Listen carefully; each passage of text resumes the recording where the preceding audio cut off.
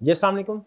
कैफेट आज के लेक्चर आगाज़ करते हैं। Lecture number 5। आज के लेक्चर में जो टॉपिक हम कंसेप्ट स्टार्ट करने जा रहे हैं वो नेक्स्ट लर्निंग ऑब्जेक्टिव है हमारा, जो कि रिलेट करता है एविडेंस और प्रोसीजर से। प्रीवियस टॉपिक में हमने क्या स्टडी किया था कल के लेक्चर में? Process of preparation of financial statement और फेजेस ऑफ ऑडिट। ठीक है, तो आज हम स्टडी करेंगे कि फेजेस ऑफ ऑडिट में हम डिफरेंट प्रोसीजर्स परफॉर्म करते हैं और उन प्रोसीजर से हमें एविडेंस मिलता है। तो हम स्टडी करेंगे आज कि जो एविडेंस हमने ऑब्टेन करना है वो कैसा होना चाहिए और जो प्रोसीजर हमने परफॉर्म करने हैं वो किस टाइप के प्रोसीजर होने चाहिए। ठीक है, ये हमारा टॉपिक होगा। लेकिन आज के लेक्चर का आगाज करने से पहले प्रीवियस लेक्चर में जो हमने पढ़ा था उसका क्विज होगा। क्विज के बाद आपसे क्वेश्चन लूंगा और फिर उसके बाद हम इस टॉपिक की तरफ मूव करेंगे। अच्छा, आज जुम्मा है तो आज क्लास के दरमियान में हमें ब्रेक करनी पड़ेगी और ये हर जुम्मे में ऐसा होगा कि करीब की मस्जिद में तकरीबन 1:45 के करीब जुम्मा होता है, तो हम 1:30 क्लास जो है वो ब्रेक करेंगे। फिर उसके बाद तकरीबन 2:05 पे क्लास का दोबारा आगाज़ होगा। ठीक है, तो वो ड्यूरेशन हमारी टोटल तकरीबन उतना ही रहेगी, लेकिन जुम्मे वाले दिन हमारे दरमियान में ब्रेक हुआ करेगी। लेकिन अगर कोई स्टूडेंट फ़र्ज़ कीजिए कि किसी वजह से जुम्मे के बाद नहीं आ पाता, तो हम जो जुम्मे के बाद वाला लेक्चर है वो यूट्यूब पे या पब्लिकली आपके LMS पे अवेलेबल कर दिया करेंगे ताकि आप उसको कवर कर सकें। ठीक है, अगर कोई स्टूडेंट जुम्मे के बाद नहीं आ पाता तो। क्लियर जी? तो ये मुझे याद करवा दीजिएगा। ठीक है, टाइम का बस। चलिए, क्विज के लिए रेडी है? लिंक आप लोग ग्रुप में शेयर कर दिया गया है। तैयार हैं? स्टार्ट करें क्विज। चलिए जी, सबसे पहले तो नाम लिख लें। आया नाम डिस्प्ले हो रहा है? अच्छा, अभी होगा फिर। ये जल्दी से लिखिए, जरा नाम लिख लें भाई, पहले उधर बाद में देख लीजिएगा। CRN, बेसिकली CRN लिखना होता है, नाम नहीं लिखना, CRN लिखना आपने। स्टार्ट करते हैं। पहला क्वेश्चन आपका ये रहा।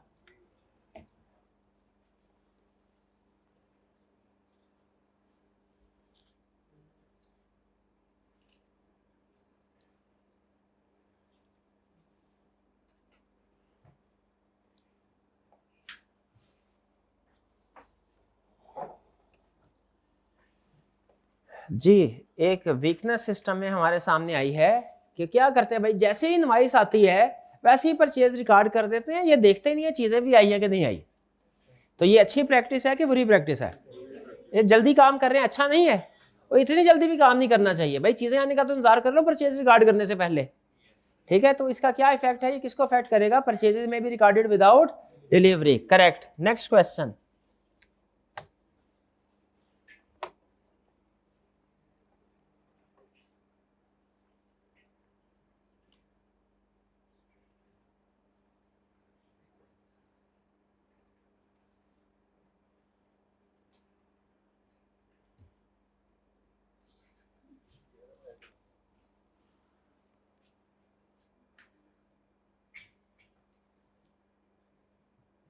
अगर रिव्यू नहीं करता कोई तो अच्छा, क्या कर रहा है? एक पर्सन पेरोल शीट प्रिपेयर कर रहा है, उसको कोई इंडिपेंडेंट पर्सन चेक नहीं कर रहा।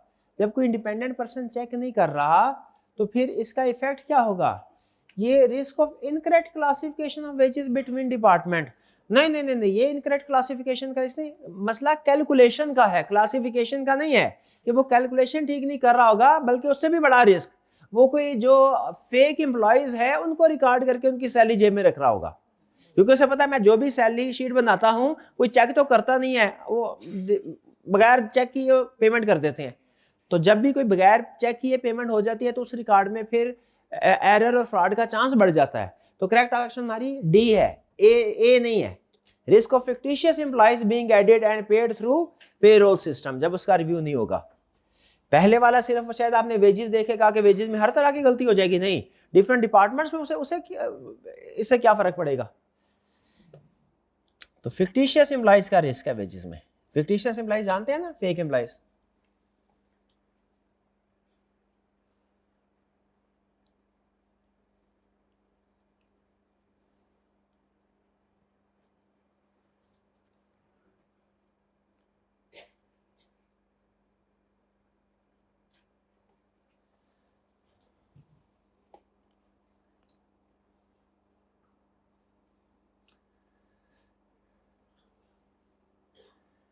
जी मैनेजमेंट ने आईएफआरएस के मुताबिक फाइनेंशियल स्टेटमेंट्स प्रिपेयर किए हैं, हालांकि लोकल लॉज क्या रिक्वायर करते हैं, गैप।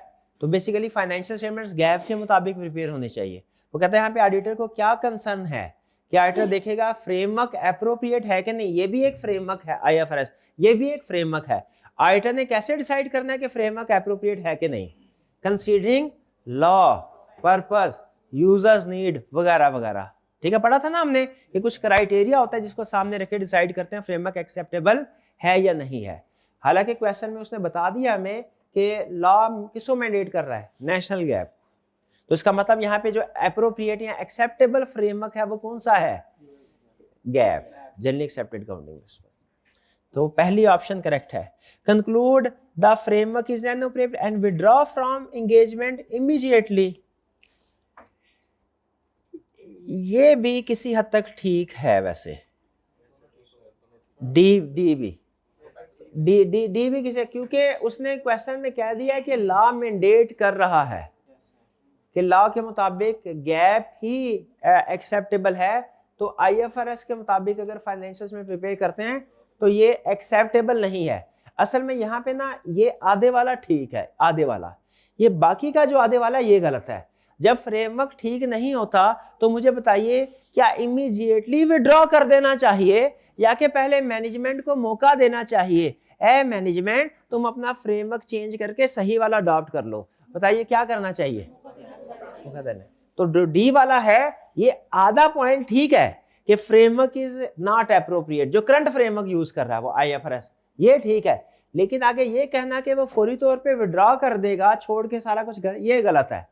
क्यों, इसमें क्या करता है वो, पहले मैनेजमेंट से ये कहता है कि आप फ्रेमवर्क को चेंज कर लें। ठीक है, 50-50 है ये डी, लेकिन बहरहाल ओवरऑल तो गलत ही है। आगे चलते हैं, नेक्स्ट 4, ये रहा आपका क्वेश्चन।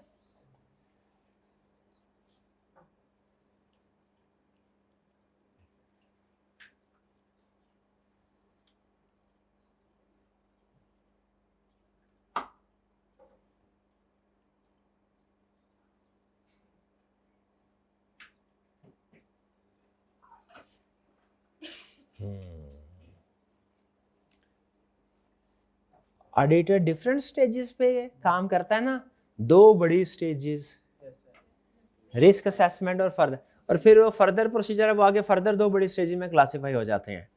तो वो कह रहा है भाई ये वाला काम जो है, जैसे इंक्वायरी करना, ऑब्जर्व करना, इंस्पेक्ट करना, और फिर ये रेशो एनालिसिस करना, रेशोज वगैरह सारे एनालिटिकल प्रोसीजर होते हैं ना। मैं बताया था एनालिटिकल प्रोसीजर का मतलब क्या है, मैथमेटिकल कैलकुलेशन वर्क करना। ठीक है, हालांकि थोड़ा सा फर्क है कैलकुलेशन में और इसमें, लेकिन ये रेशियो एनालिसिस एनालिटिकल प्रोसीजर है। तो ये इंक्वायरी, ऑब्जर्वेशन, इंस्पेक्शन और एनालिटिकल प्रोसीजर स्पेसिफिकली ये सारे काम किस स्टेज में होते हैं, रिस्क असेसमेंट में, रिस्क असेसमेंट प्रोसीजर में। तो करेक्ट ऑप्शन सी है, ए नहीं है।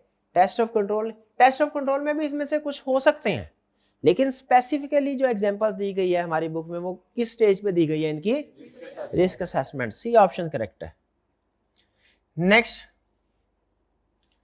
क्वेश्चन 5,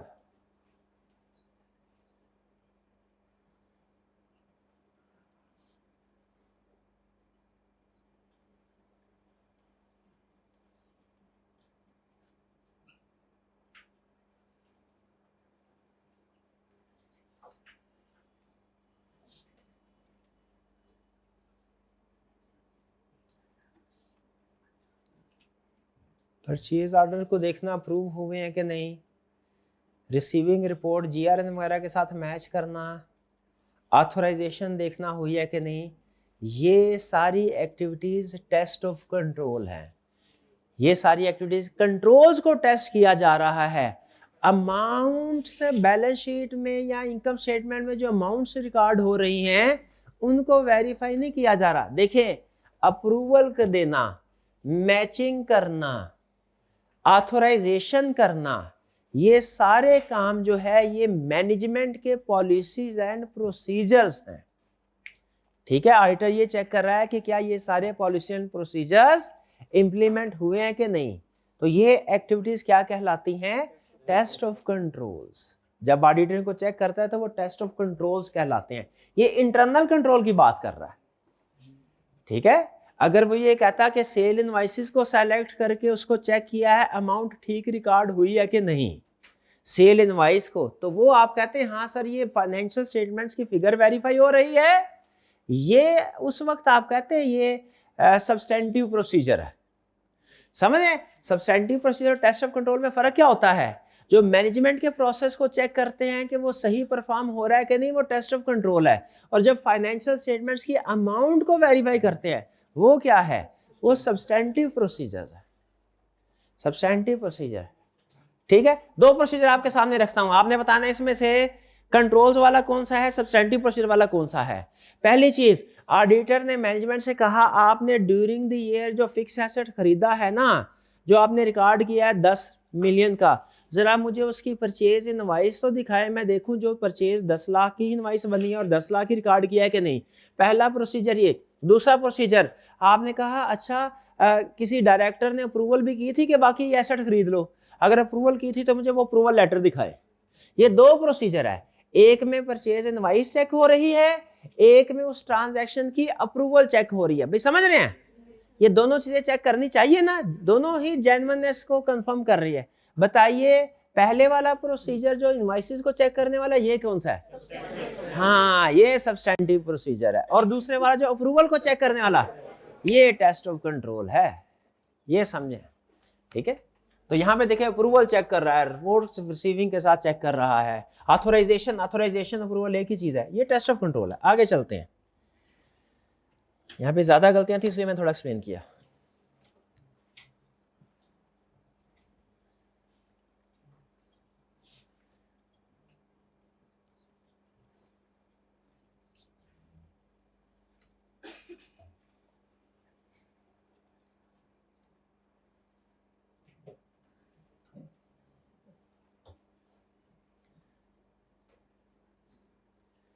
ग्रॉस प्रॉफिट मार्जिन को यानी जीपी रेशियो को पिछले साल के साथ और इंडस्ट्री बेंचमार्क के साथ कंपेयर कर रहा है, किस लिए? To detect possible misstatement, to detect possible misstatement. तो ये क्या है? ये एनालिटिकल प्रोसीजर। देखिए ये जो margin, gross profit margin compare करना है ना पिछले साल के साथ और इंडस्ट्री के, ये एनालिटिकल प्रोसीजर है, ऐसा ही है ना। ये अमाउंट्स का कंपैरिजन करना, रेशियो एनालिसिस करना एनालिटिकल प्रोसीजर है।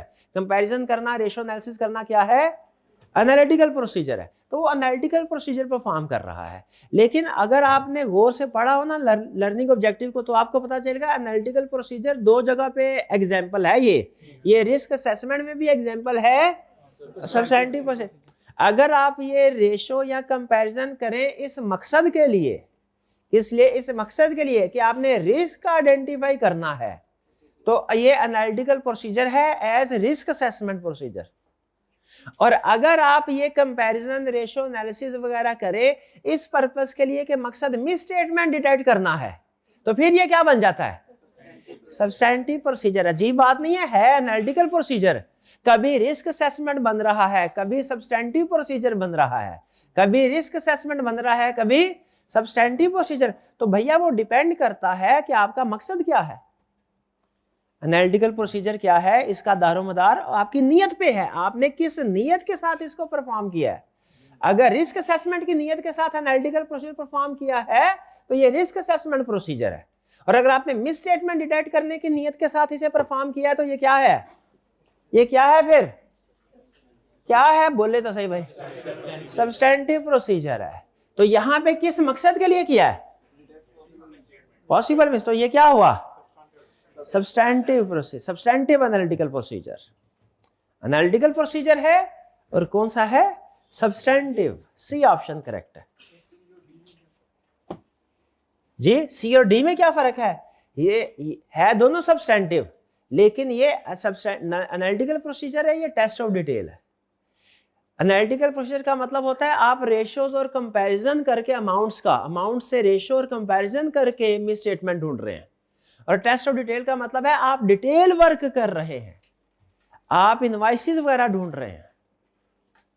ठीक है, ये फर्क होता है एनालिटिकल प्रोसीजर में, टेस्ट ऑफ डिटेल में। टेस्ट ऑफ डिटेल में डिटेल वर्क करते हैं, डिटेल इनवॉइसेस चेक करते हैं। एनालिटिकल प्रोसीजर में अमाउंट्स का बेस पे रेशियोज और कंपैरिजन किया जाता है, इसीलिए सी ऑप्शन करेक्ट। नेक्स्ट,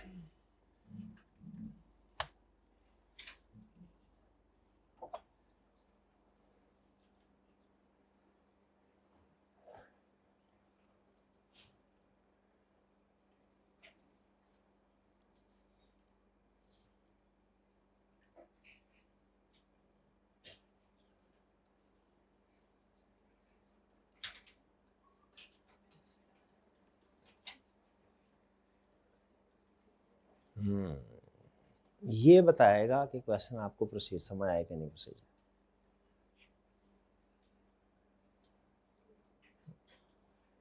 बहुत ज्यादा अच्छी परफॉर्मेंस नहीं है। वेरीफाई क्या हो रहा है, अगर कोई प्रोसीजर परफॉर्म करते हुए हमारी नीयत है रिस्क आइडेंटिफाई करना, तो उसे क्या कहते हैं, risk assessment procedure.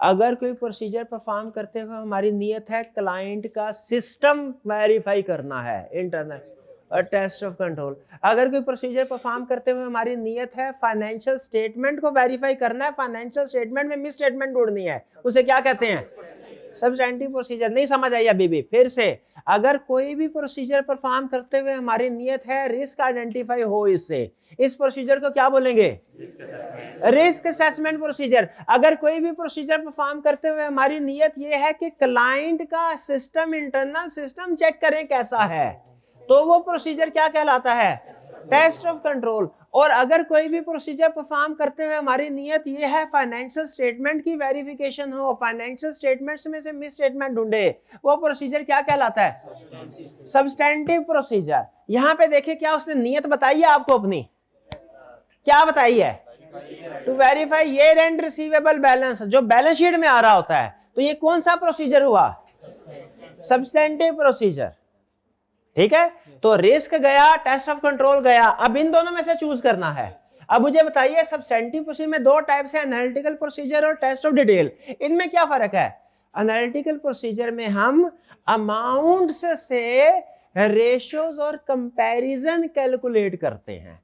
Analytical procedure में हमारा तरीकाकार क्या होता है, अमाउंट्स की बेस पे रेशियोज और कंपैरिजन करते हैं, वो एनालिटिकल प्रोसीजर है। और जब हम अमाउंट्स की बेस पे प्रोसीजर परफॉर्म ना करें, हम डिटेल में रिकॉर्ड देखें, उसको इंस्पेक्ट करें, उसे क्या बोलेंगे, उसे टेस्ट ऑफ डिटेल बोलेंगे। मुझे बताइए क्या इसमें जो अमाउंट्स की बेस पे रेशियो और कंपैरिजन हो रहे हैं, नहीं, कि कोई डॉक्यूमेंट्स की चेकिंग हो रही है।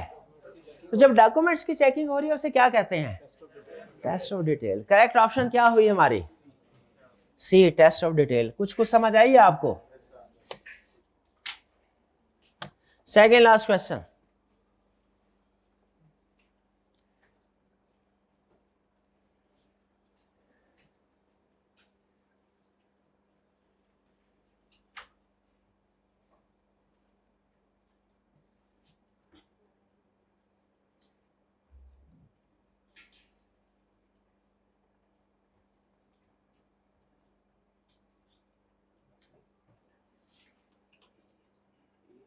वीक इंटरनल कंट्रोल है परचेज इनवॉइसेस के ऊपर। इसका मतलब है परचेज में इंटरनल कंट्रोल सिस्टम वीक है, तो क्या करना चाहिए, इंक्रीज करना चाहिए हमें सब्सटेंटिव प्रोसीजर, अरे रिड्यूस नहीं करना चाहिए। सिस्टम वीक है, इंटरनल कंट्रोल सिस्टम वीक है, तो हमारा काम ज्यादा होगा, ये पढ़ा था ना।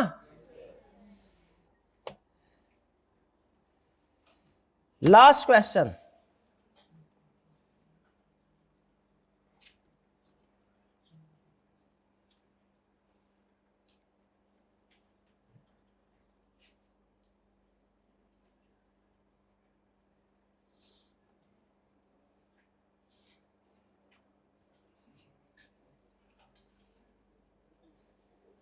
करेंट इंटरनल कंट्रोल बेहतरीन है, तो सब्सटेंटिव प्रोसीजर छोड़ दो, नहीं छोड़ सकते, कुछ ना कुछ परफॉर्म करने हैं।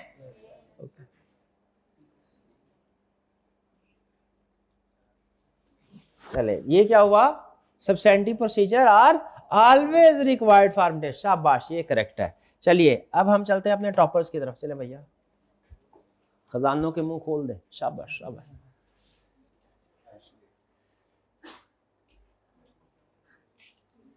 जी फर्स्ट पोजीशन, शाबाश जल्दी से, first position. Second position, second position किधर है? Second position, third position, third position, fourth position, fourth position किधर है? हाइब्रिड में है, हाइब्रिड में, शाबाश। फिफ्थ पोजीशन, फिफ्थ पोजीशन किधर है? फिफ्थ ऑनलाइन इधर है। सिक्स्थ पोजीशन, सिक्स्थ पोजीशन, शाबाश किधर है? ऑनलाइन वाले की होगी इधर, okay okay. Seventh position, eighth position, ninth position, 10th position. ये ऑनलाइन वालों की पोजीशन क्यों नहीं आती? ये ऑनलाइन भाई आपकी पोजीशन क्यों नहीं आई? क्या आप नहीं पढ़ रहे? क्या आप मेहनत नहीं कर रहे? कर रहे हैं भाई, वो कर रहे हैं। कहते हैं सर क्लास में बैठ के ना इधर जल्दी सिग्नल आ जाते हैं। हाँ नेट इधर फास्ट चलता है, उधर नेट स्लो चलता है। चलिए ठीक है, चलिए अब चलते हैं वापस। अच्छा ये एनालिटिकल प्रोसीजर और टेस्ट ऑफ डिटेल्स में एक थोड़ा सा फर्क मैं आपसे सवाल पूछना चाहता हूं। फर्ज कीजिए कि हमने ये देखना है इस क्लास में जितने भी स्टूडेंट्स बैठे हैं कॉलेज को इनसे कितना रेवेन्यू हो रहा है, कितना रेवेन्यू हुआ। मेरे पास दो तरीके हैं, मतलब जितना भी रेवेन्यू रिकॉर्ड हुआ है, मैं कॉलेज का ऑडिटर हूं, मैंने ये देखना है इस क्लास में जितने स्टूडेंट्स हैं उनका रेवेन्यू रिकॉर्ड हुआ है वो ठीक रिकॉर्ड हुआ है कि नहीं। मेरे सामने दो प्रोसीजर हैं। कॉलेज की फाइनेंशियल स्टेटमेंट्स में जो सेल्स या रेवेन्यू वाला कॉलम है उसमें इस क्लास का जितना रेवेन्यू रिकॉर्ड हुआ मैं उसको वेरीफाई कर रहा हूँ। पहला तरीका आपने बताना है दोनों में फर्क क्या है, पहले ये बताना है और फिर बताना है आपको दोनों में से कौन सा तरीका बेहतर लगा। पहला तरीका, मैं देखूं क्लास में नंबर ऑफ स्टूडेंट्स कितने हैं और मैं देखूं एक स्टूडेंट की फीस कितनी है, नंबर ऑफ स्टूडेंट और फीस को मल्टीप्लाई कर दूं और देखो ये इतना टोटल रेवेन्यू। ये दूसरा तरीका क्या है कि मैं देखूं कि हर स्टूडेंट्स जितना रेवेन्यू रिकॉर्ड हुआ है उसमें से फॉर एग्जांपल अगर ये 200 स्टूडेंट्स हैं, सैंपल बेस के ऊपर मैं कुछ इनवाइस कुछ स्टूडेंट्स को सेलेक्ट कर लूं और उनकी रसीद देखूं, डिपॉजिट स्लिप देखूं उन्होंने कितने पैसे जमा करवाए हैं। इससे भी रेवेन्यू कंफर्म होता है ना। दोनों प्रोसीजर में फर्क है ना। एक में हम नंबर्स को मल्टीप्लाई करके रेवेन्यू को वेरीफाई कर रहे हैं ठीक है कि गलत है, और एक में हम सैंपल सेलेक्ट करके डॉक्यूमेंट्स को चेक कर रहे हैं, डॉक्यूमेंट्स के साथ मैच कर रहे हैं कि ये ठीक है कि नहीं। एक में काम डिटेल हो रहा है, थोड़ा ज्यादा काम करना पड़ रहा है, एक में काम थोड़ा कम कर रहा है, ब्रेन वर्क ज्यादा। एक में ब्रेन वर्क है, दूसरे में लेग वर्क है, यानी भागदौड़। तो मुझे बताइए क्या ये दोनों सब्सटेंटिव प्रोसीजर है रिस्क असेसमेंट के टेस्ट ऑफ कंट्रोल? दोनों सब्सटेंटिव प्रोसीजर हैं क्योंकि फाइनेंशियल स्टेटमेंट की अमाउंट वेरीफाई हो रही है। दोनों में फर्क क्या भला? एक वाला एक एनालिटिकल, कौन से वाला एनालिटिकल प्रोसीजर है जिसमें कैलकुलेशन मल्टीप्लिकेशन कर रहे हैं, और कौन से वाला टेस्ट ऑफ डिटेल है जिसमें इनवॉइसेस को चेक करके डॉक्यूमेंट्स को चेक करके चेक कर रहे हैं। ठीक है, कितने स्टूडेंट्स को पहले वाला जो नंबर्स को मल्टीप्लाई करके हमने वेरीफाई कर रहे हैं ये अच्छा लगा, ये अच्छा लगा, चंद एक स्टूडेंट है, और कितनों को दूसरे वाला ज्यादा अच्छा लगा। शाबाश, बिल्कुल दोनों ही कर सकते हैं, दोनों ही कर सकते हैं जो मर्जी। कहीं पे एनालिटिकल प्रोसीजर बेहतर होता है, कहीं पे टेस्ट ऑफ डिटेल, कहीं पे दोनों ही कर लें तो मसला कोई नहीं है जी। हाँ फीस सबने डिफरेंट देनी, नहीं फीस सबने सेम ही दी होगी। डिस्काउंट कम ही होता है, रिपीटर डिस्काउंट मिलता है, देते हैं डिस्काउंट। चले वो डिस्काउंट देते हैं तो फिर उसको हम अलग से एडजस्ट कर लेते हैं। ये चीजें हम सिखाएंगे आपको, ये चीजें सिखाएंगे। चलिए जी अब चलते हैं हम अपने कंसेप्ट से। प्रीवियस लेक्चर में से कोई क्वेश्चन पूछना चाहते हो तो पूछ लीजिए। वैसे तो उम्मीद है वो क्विज के दरमियान में जो टेस्टिंग हुई है ना उसमें भी कुछ कंसेप्ट्स आपके क्लियर हो गए होंगे, उसमें भी डिस्कशन हो रही होती है, लेकिन स्टिल अगर कोई क्वेश्चन रह गया हो पूछना चाहते हो पूछ लीजिए, शाबाश। असर्शन लेवल क्या होता है? असर्शन लेवल फिलहाल आपने असर्शन का मतलब क्या है ये समझ ले, जितना मैं समझाऊं उतना ही समझना है। असर्शन का डिक्शनरी मीनिंग होता है कोई स्टेटमेंट देना, ठीक है। लेकिन असर्शन का जो आपने ऑडिट में मतलब समझना है ना वो ये कि असर्शन का मतलब है area of financial statement.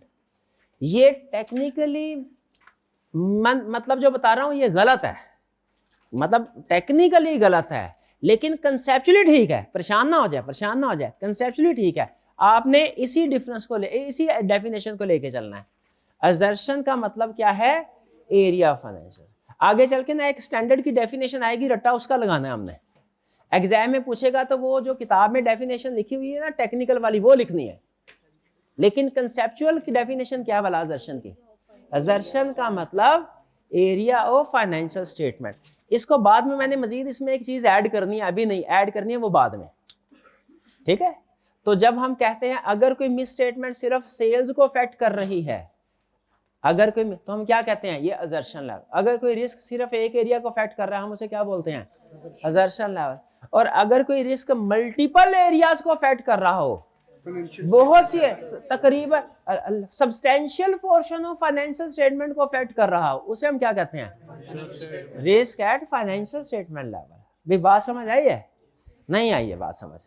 Risk at assertion level है एक पर्सन का रिस्क, सॉरी एक एरिया का risk. Risk at financial statement level का मतलब है बहुत से एरियाज का रिस्क, बहुत से एरियाज का। भाई समझ रहे हैं? ठीक है यार। अब एक स्टूडेंट आया, भैया तबीयत कैसी आपकी? सर फ्लू हुआ है आज मुझे।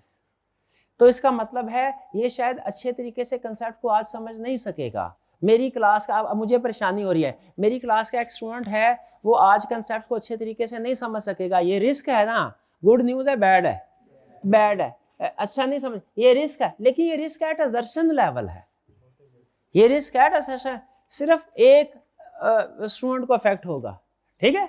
अच्छा, अब अगले दिन मेरी अपनी तबीयत खराब हो गई, ठीक है, लेकिन मैं आ गया क्लास में, मुझे भी फ्लू है। अब बताइए, अब मैं टीचर लेक्चर अच्छे तरीके से डिलीवर नहीं कर सकेगा तबीयत खराब होने की वजह से, ये भी रिस्क है। लेकिन मुझे बताइए ये कौन सा रिस्क है? फाइनेंशियल बड़ा, ये सारे स्टूडेंट्स को अफेक्ट करेगा। भी समझ रहे फर्क? तो कुछ रिस्क हमारे फाइनेंशियल स्टेटमेंट में ऐसे होते हैं जो जिनकी वजह से सिर्फ एक एरिया में गलती का चांस होता है, और कुछ रिस्क ऐसे होते हैं जिनमें बहुत से एरियाज में गलती का चांस होता है। हमने रिस्क को आइडेंटिफाई करने के बाद ना, जब रिस्क असेसमेंट प्रोसीजर में रिस्क आइडेंटिफाई करते हैं, उसके बाद हमने उसकी क्लासिफिकेशन करनी होती है। छोटे रिस्क यानी जो स्पेसिफिक एरिया को अफेक्ट कर रहे हैं वो अलग करते हैं, बड़े वाले रिस्क अलग करते हैं।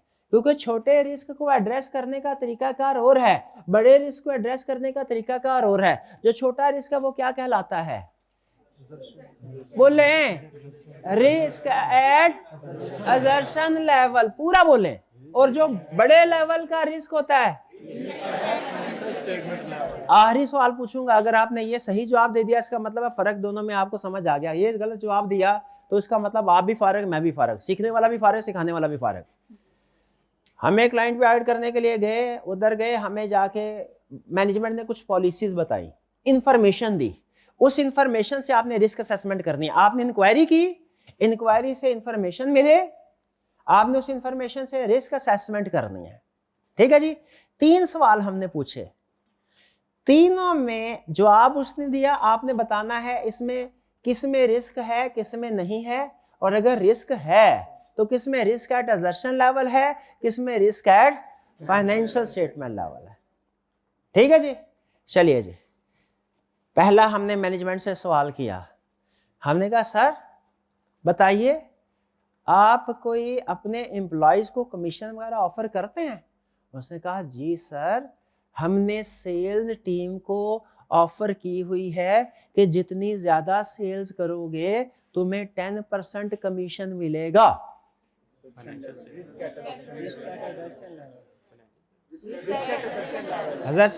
क्यों? इसमें किस एरिया में रिस्क है? क्यों? परचेज में गलती का रिस्क नहीं है। शाबाश शाबाश, रिस्क एट असर्शन। दूसरा सवाल हमने उनसे पूछा, कोई और भी कोई बात बताए? उन्होंने कहा हाँ, जो सीएफओ और सीईओ है ना, इनको भी हमने कमीशन दिया है, जितना प्रॉफिट होगा उसका 10% उनको कमीशन मिलेगा। ये क्या है? Risk at financial statement. क्यों? इसमें एक से ज्यादा एरियाज में मिसस्टेटमेंट का रिस्क है। क्यों? प्रॉफिट ओवरस्टेट करने के लिए सिर्फ सेल्स को नहीं छेड़ेंगे, वो कॉस्ट ऑफ सेल्स को भी छेड़ेंगे, वो एक्सपेंसेस को भी इंटरस्टेट करते हैं। बिल्कुल, ये कौन सा हुआ? Risk at financial statement. शाबाश, पता चल गया, इंक्वायरी से रिस्क आइडेंटिफाई हो रहे हैं। कुछ रिस्क एट एजर्शन लेवल होते हैं जो एक एक एरिया को अफेक्ट, कुछ रिस्क एट जो मल्टीपल एरियाज को अफेक्ट करते हैं। हमने पूछा तीसरी बात, हमने पूछा अच्छा सर जी आज दोपहर के खाने में क्या है, उन्होंने कहा टींडे। बताइए इसमें रिस्क है कि नहीं? क्यों रिस्क नहीं है? हाँ खाना, शाबाश। इसका फाइनेंशियल स्टेटमेंट से ताल्लुक नहीं। इस मिसाल से बताना क्या चाह रहा था कि हमने सिर्फ वही रिस्क आइडेंटिफाई करने हैं जो risk at financial statement level हो या रिस्क एट एजर्शन लेवल, जो फाइनेंशियल स्टेटमेंट को हिट कर रहे हो।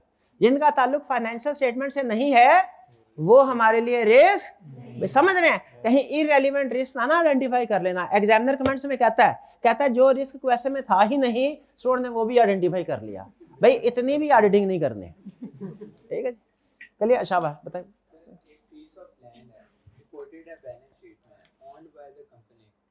ठीक है सर, उसका ऑडिटर जाके फिजिकल विजिट करता है और उसका देखता है कि वो कंपनी के नाम पे है कि नहीं, तो ये क्या इंटरनल कंट्रोल होगा टेस्ट या सब्सटेंटिव? नहीं ये सब्सटेंटिव प्रोसीजर। क्लाइंट के पास एक बैलेंस शीट में क्वेश्चन का ये है, बैलेंस शीट के अंदर प्रॉपर्टी शो हो रही है। अगर राइटर उसको जाके ये देखता है प्रॉपर्टी बाकी उस लोकेशन में मौजूद है कि नहीं, वो क्लाइंट के नाम पे रजिस्टर्ड हुई है कि नहीं, तो ये बेसिकली चूंकि हम बैलेंस शीट के अमाउंट को वेरीफाई कर रहे हैं, डायरेक्ट वेरीफाई कर रहे हैं, तो ये सब्सटेंटिव प्रोसीजर है। अच्छा इसमें अभी ज्यादा ना सोचें क्योंकि ये टेस्ट ऑफ कंट्रोल, ये तीनों प्रोसीजर का इंट्रोडक्शन है। Risk assessment, test of control, ये मैंने सिर्फ आपको डेफिनेशन बताई है, इनके ऊपर पूरा चैप्टर है। रिस्क असेसमेंट के ऊपर पूरा एक चैप्टर है, टेस्ट ऑफ कंट्रोल के ऊपर पूरा चैप्टर है, सब्सटेंटिव, उसमें ये डिटेल में कंसेप्ट सारे डिस्कस होंगे। ठीक है, एआई कोई मसला नहीं। एआई के नीचे देखिए उधर लिखा होगा एआई कैन मेक एरर्स, लिखा होगा, वो खुद मानता है। वैसे हम भी एरर कर सकते हैं। जी जी हाँ, ये पकड़ा है इन्होंने पॉइंट कि उन्होंने कहा सर रिस्क असेसमेंट प्रोसीजर में तो हम दो तरह के रिस्क आइडेंटिफाई कर रहे हैं, risk at financial statement level भी, रिस्क एट एजर्शन लेवल भी, लेकिन उसके आगे जो टेस्ट ऑफ कंट्रोल और सब्सटेंटिव प्रोसीजर है उसमें लिखा हुआ है ये रिस्क एट एजर्शन लेवल के लिए है।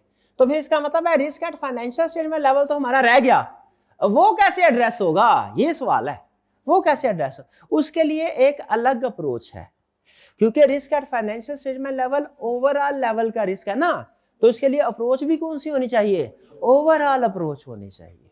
वो हम स्टडी करेंगे, आगे आएगी overall approach. Risk at financial statement level के लिए कौन सी अप्रोच होनी चाहिए वो हमने पढ़नी है अभी। ठीक है जी, चलिए अब चलते हैं हम अपने कंसेप्ट की तरफ, आज के कंसेप्ट की तरफ। आज हम क्या स्टडी करने जा रहे हैं? देखिए आज दो चीजें हमने स्टडी करनी है। हमें यह पता चल गया कि डिफरेंट फेजेस हैं ऑडिट के, ऐसा ही है, risk assessment, test of control, substantive procedure. हर फेज में हम क्या करते हैं? प्रोसीजर परफॉर्म करते हैं। प्रोसीजर किस लिए परफॉर्म करते हैं? ताकि एविडेंस मिले। एविडेंस किस लिए ऑब्टेन कर रहे हैं? ताकि अश्योरेंस मिले और हम रिपोर्ट दे सके। भाई ऐसे ही होता है ना, प्रोसीजर से एविडेंस, एविडेंस से अश्योरेंस, अश्योरेंस से रिपोर्ट देते हैं फिर। ठीक है, तो आज हम ये स्टडी करेंगे कि जो हम एज ऑडिटर हमने प्रोसीजर परफॉर्म करने हैं वो कितनी तरह के हैं, और इन प्रोसीजर से जो एविडेंस मिलता है वो कैसा होना चाहिए। क्या पढ़ेंगे आज? कि एज ऑडिटर हम कितनी तरह के प्रोसीजर परफॉर्म करते हैं, और वो जो प्रोसीजर्स होंगे उनसे एविडेंस मिलना है, एविडेंस कैसा होना चाहिए। ठीक है, तो पहले पढ़ते हैं एविडेंस कैसा होना चाहिए, फिर हम पढ़ेंगे उस एविडेंस को ऑब्टेन करने के लिए हमने क्या क्या प्रोसीजर परफॉर्म करने हैं।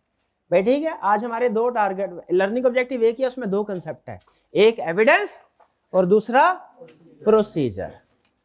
तो पहले पढ़ते हैं कि हमने जो एविडेंस ऑब्टेन करना है एज ऑडिटर वो कैसा होना। अच्छा मुझे बताइए, हम रिपोर्ट दे रहे हैं, रिपोर्ट देते हैं नहीं तो पता है ना आपको, ऑडिटर रिपोर्ट देता है शेयर होल्डर्स को, असल काम ही यही है। बड़ी सुन, उस रिपोर्ट में जो हम कंक्लूजन देते हैं कि फाइनेंशियल स्टेटमेंट ठीक है या गलत, वो कंक्लूजन तक पहुंचने के लिए हम कोई काम शाम करते हैं कि नहीं? हमारे पास कोई सबूत होता है कि नहीं होता? बिल्कुल होता है। जैसे वो जज फैसला देता है, तमाम सबूतों और गवाहों के बयानात की रोशनी में अदालत इस नतीजे पे पहुंची है। अब देखिए जो नतीजे पे बाद में पहुंचती है, पहले क्या होता है? सबूत, एविडेंस। लेकिन उसमें जो चीज थोड़ी सी मिसिंग है वो ये कि वो एविडेंस कैसे कलेक्ट होता है, वो पीछे पुलिस ने इन्वेस्टिगेशन की होती है। भाई ऐसा ही है ना, कोई तफ्तीश की होती है, तो जो पुलिस इन्वेस्टिगेशन कर रही है वो उसके प्रोसीजर्स हैं। हमने ये भी पढ़ना है कि एज ऑडिटर हम क्या प्रोसीजर परफॉर्म करते हैं, पुलिस क्या प्रोसीजर परफॉर्म करती है, वो उधर सिखाए जाएंगे। वो पकड़ देते हैं, अगर डालो इसको ठक ठक, जो भी इनका तरीका वारदात होता है उनका, मशहूर है उनके बड़े बड़े जूते। तो वो उनके प्रोसीजर है। एज ऑडिटर हमारे क्या प्रोसीजर है ये स्टडी करेंगे, और फिर उन प्रोसीजर से एविडेंस क्या मिलता है वो। तो सबसे पहले आपको बता रहे हैं ऑडिट एविडेंस कहते किसको है। कहता है कि जो भी आप प्रोसीजर परफॉर्म, जो भी आप इंफॉर्मेशन हासिल कर रहे हैं, जो भी इंफॉर्मेशन हासिल करते हैं ऑडिट में, किस मकसद के लिए? ताकि आप अपने उस कंक्लूजन तक पहुंच जाए जो आप रिपोर्ट में दे रहे हैं।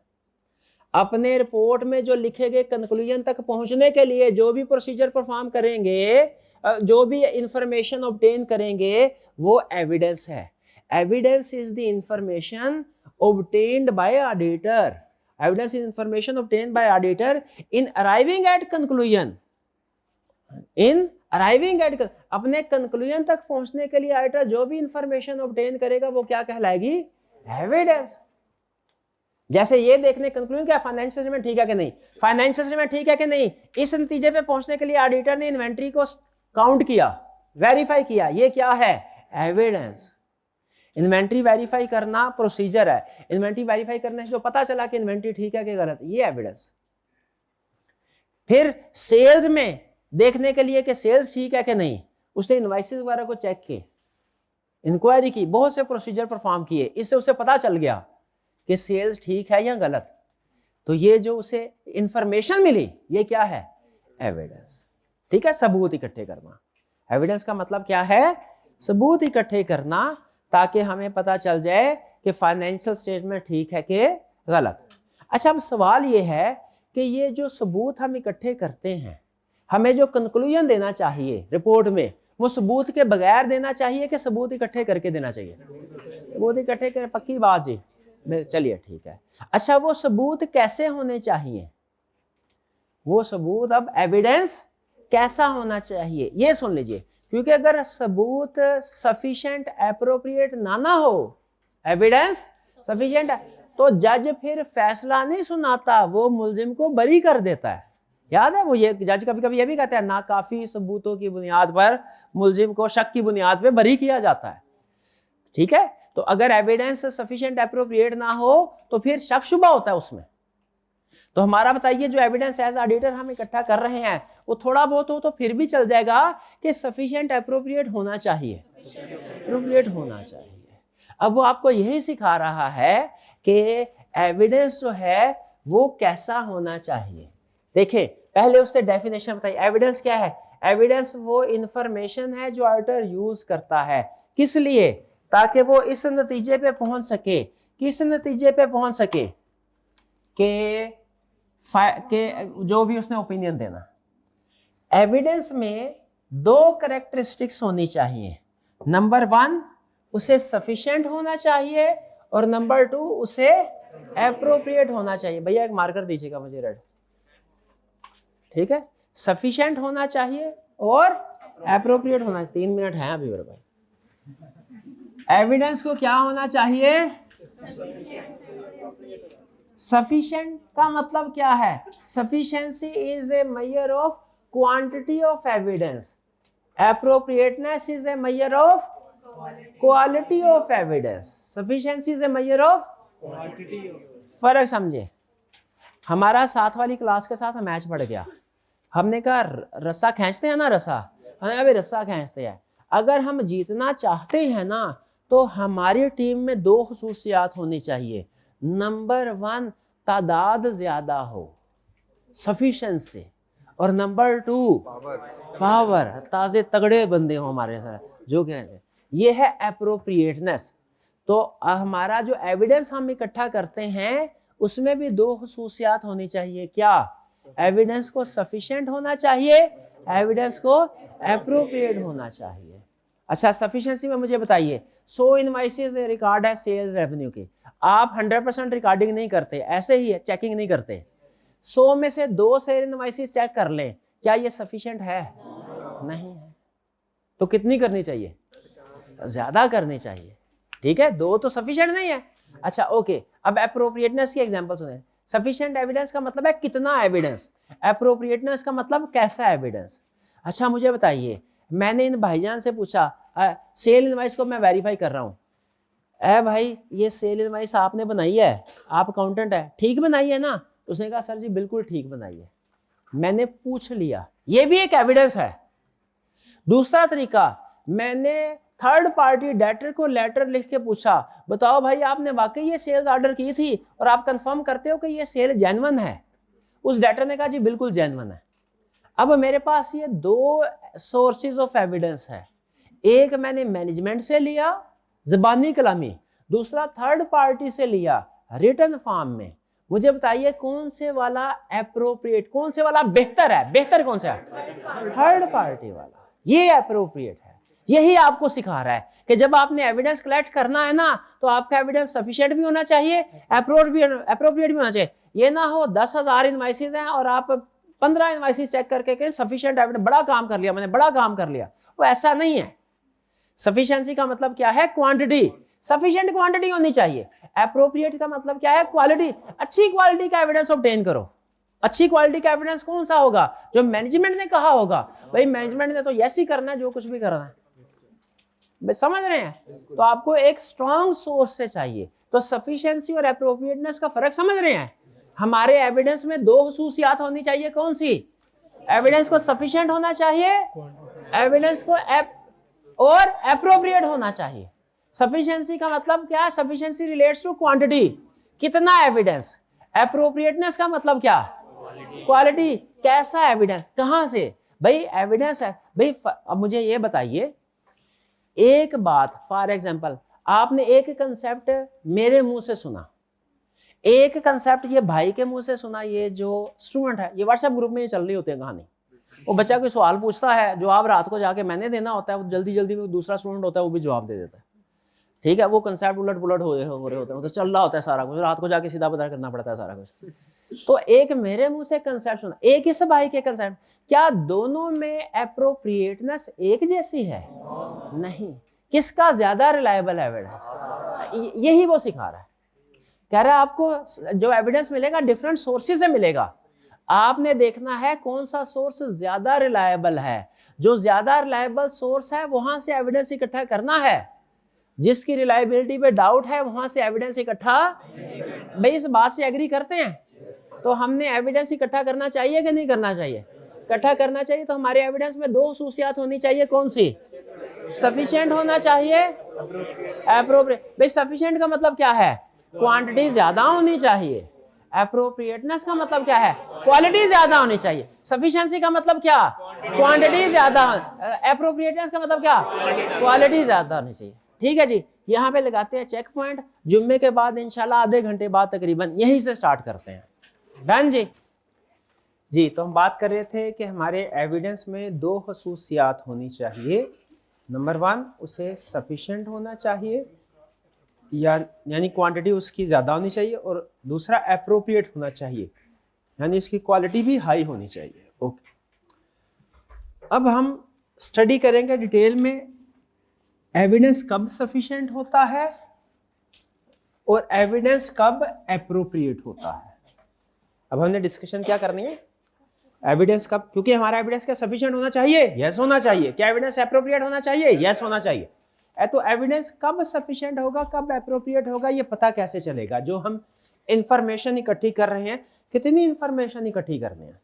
जैसे ये तो हमें पता है, ऑडिटिंग स्टैंडर्ड ने इतना तो बताया है कि आपके लिए 100% ट्रांजैक्शन को वेरीफाई करना लाजमी नहीं है, ये बताया उन्होंने।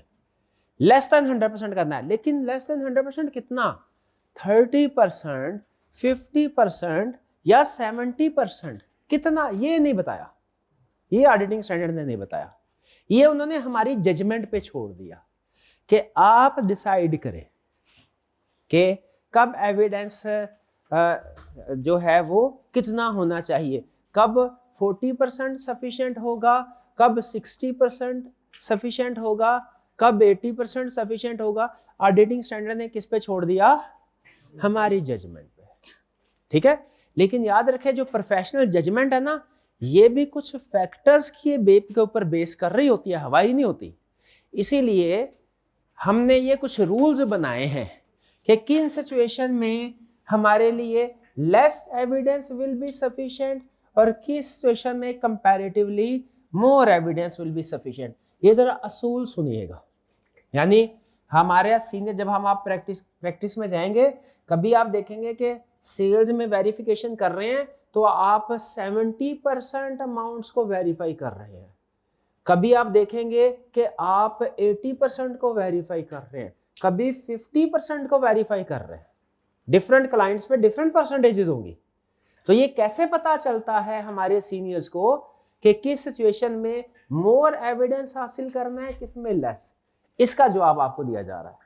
वो कह रहा है कि जब आप किसी ऐसे एरिया में प्रोसीजर परफॉर्म कर रहे हैं जिसमें रिस्क ज्यादा है, रिस्क ऑफ मिसस्टेटमेंट ज्यादा है, तो जब रिस्क ज्यादा होगा तो मोर एविडेंस विल बी सफिशिएंट, आपको ज्यादा एविडेंस हासिल करना होगा। एग्रीड? ठीक है।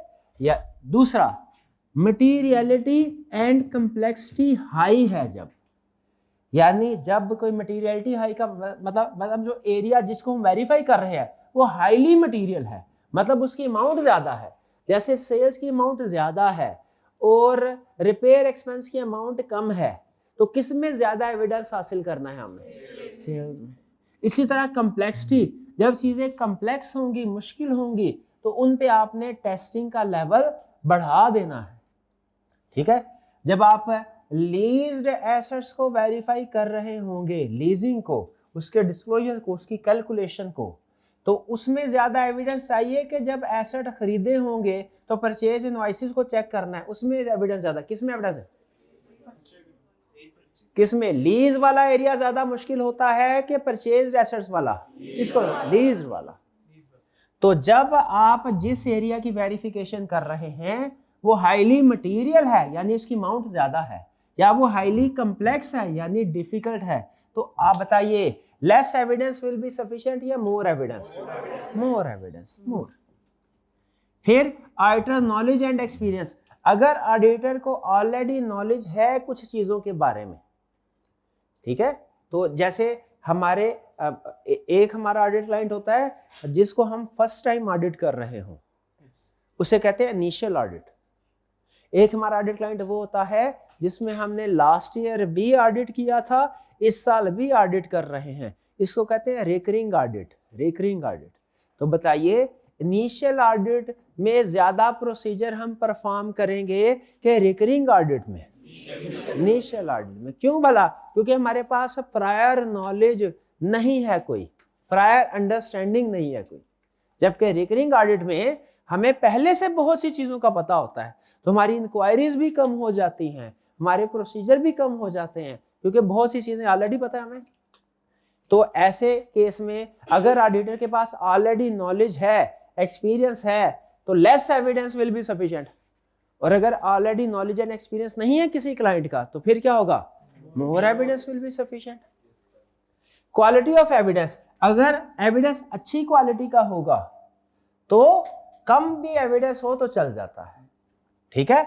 लेस क्वांटिटी नीडेड, यानी less evidence will be sufficient.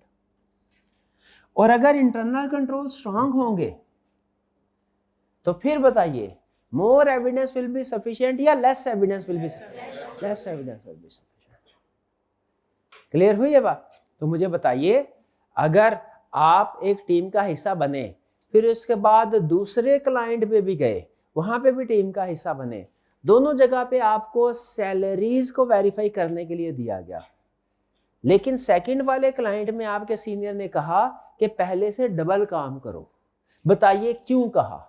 Second client में क्या रीजंस हुई होंगी जिनकी वजह से आपको ज्यादा कहा?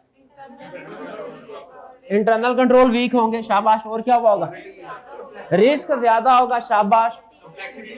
कॉम्प्लेक्सिटी ज्यादा हुई होगी, बेहतरीन। बस समझ गए, समझ गए कि किस तरीके से हम डिसाइड करते हैं कि किस एरिया में हमने कम प्रोसीजर परफॉर्म करने और किस एरिया में ज्यादा। यानी स्टैंडर्ड हमें सिर्फ इतना बताता है कि 100% नहीं रिक्वायर्ड, लेकिन 99% करेंगे कि 49% करेंगे, ये इन फैक्टर्स पे डिपेंड करता है। बात समझ आ गई? ये हो गया सफिशिएंसी, कितना एविडेंस। इसमें हमने ये डिस्कशन की कि कब कम होगा, कब ज्यादा, कब कम कब ज्यादा। अब दूसरा क्या है? Appropriateness of evidence. हमारे एविडेंस में दो सूसियात होनी चाहिए ना, सफिशिएंट होना चाहिए और अब एप्रोप्रिएटनेस की बात करते हैं। एप्रोप्रिएटनेस का मतलब क्या है? एविडेंस अच्छा होना। एप्रोप्रिएटनेस डिपेंड करती है source of evidence, nature of evidence पे, कि आपको एविडेंस कहां से मिला, किन हालात में मिला। ठीक है, किस पे डिपेंड करती है? एविडेंस कहां से मिला, किन हालात में मिला। ठीक, तो कहते हैं appropriateness is a major of quality of evidence.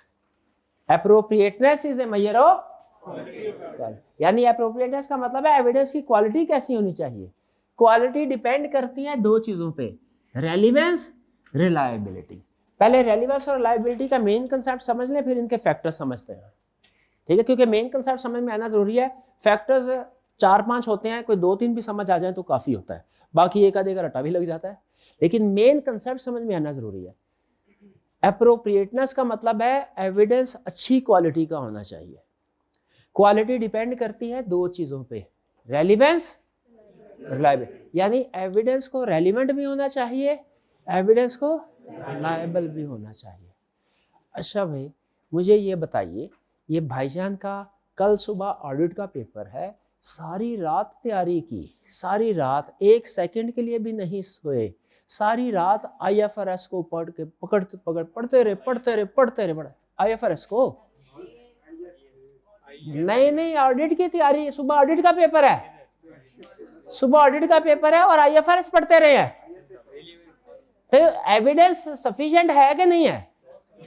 नहीं, सफिशिएंट है, एप्रोप्रिएट नहीं है। क्यों नहीं है? रेलिवेंट नहीं है। रेलिवेंस का मतलब यह है कि जो आपका पर्पस है और जो आपका प्रोसीजर है उसमें लॉजिकल कनेक्शन होना चाहिए। दो क्या लॉजिकल कनेक्शन होना चाहिए? पर्पस में और प्रोसीजर में लॉजिकल कनेक्शन होना चाहिए। यह है रेलिवेंस, यह है रेलिवेंस।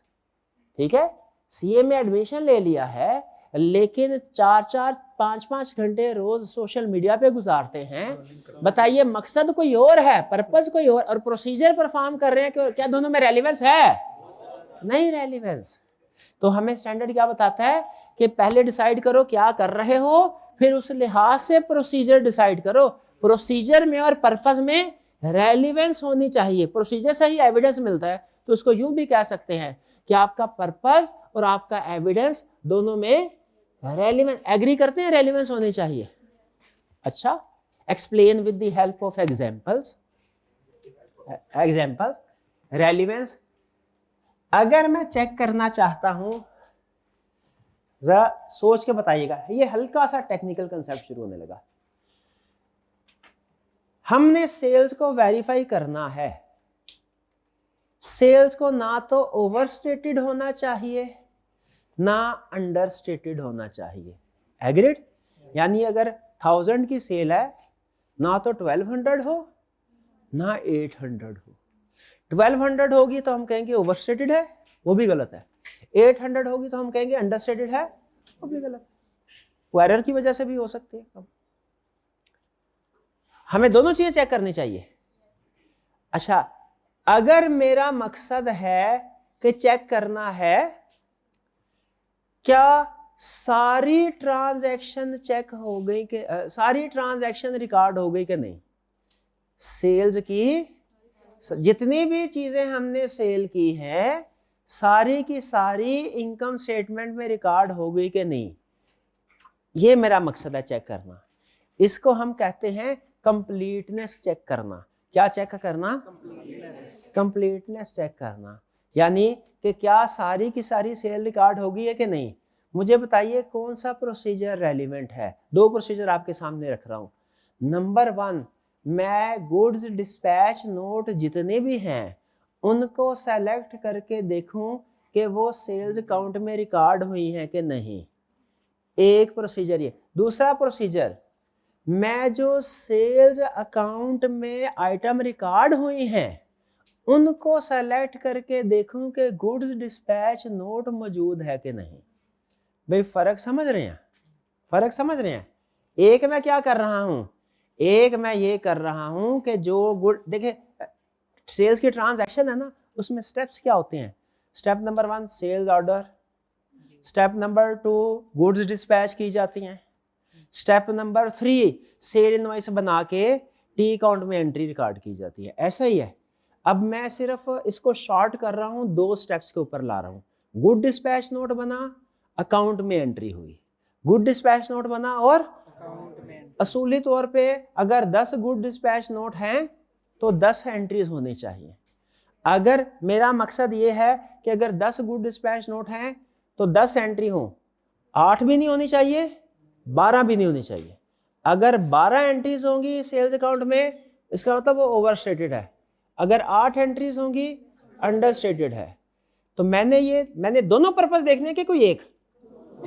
अगर मैं पहले चेक कर रहा हूं, फर्ज करें अंडर स्टेटमेंट, अंडर स्टेटमेंट का मतलब कहीं 10 गुड डिस्पैच नोट हैं, 8 तो नहीं रिकॉर्ड हुई, अंडर स्टेटेड का मतलब यही होगा। तो मुझे क्या करना चाहिए, गुड डिस्पैच नोट को सेलेक्ट करके टी अकाउंट में ढूंढना चाहिए कि रिकॉर्ड हुई कि नहीं, कि टी अकाउंट से सेलेक्ट करके देखना चाहिए गुड डिस्पैच नोट है कि नहीं।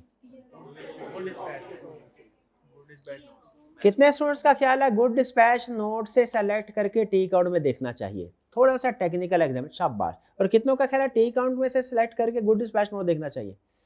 गुड डिस्पैच वाले करेक्ट है, क्योंकि अगर कुछ चीजें डिस्पैच की हैं, सेल्स हो गई और वो रिकॉर्ड नहीं हुई, तो इसका मतलब है वो जो मिसिंग चीजें हैं ना, वो गुड्स डिस्पैच में है, टी अकाउंट में नहीं है। टी अकाउंट में तो ऑलरेडी वो ट्रांजैक्शन है जो रिकॉर्ड हो चुकी हैं। मकसद समझ रहे हैं।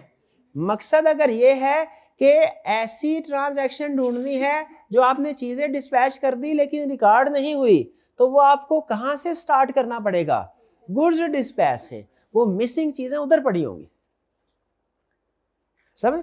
और अगर मेरा मकसद है मैंने ओवर स्टेटमेंट को चेक करना है कि कहीं ऐसा तो नहीं गुड डिस्पैच हुई 10 और रिकॉर्ड हो गई 12, ठीक है, ये भी गलत है ना। इसका मतलब है 2 फेक ट्रांजैक्शन रिकॉर्ड हुई हैं। तो मुझे बताइए मेरे लिए रेलिवेंट प्रोसीजर क्या होगा, गुड डिस्पैच नोट को सेलेक्ट करके चेक करूं रिकॉर्डिंग के साथ, या रिकॉर्डिंग को सेलेक्ट करके चेक करूं गुड डिस्पैच के साथ। रिकॉर्डिंग, शाह, बेहतरीन, परफेक्ट परफेक्ट, बिल्कुल। क्योंकि जो फेक ट्रांजैक्शन रिकॉर्ड हुई है ना, वो रिकॉर्डिंग में पड़ी हुई है।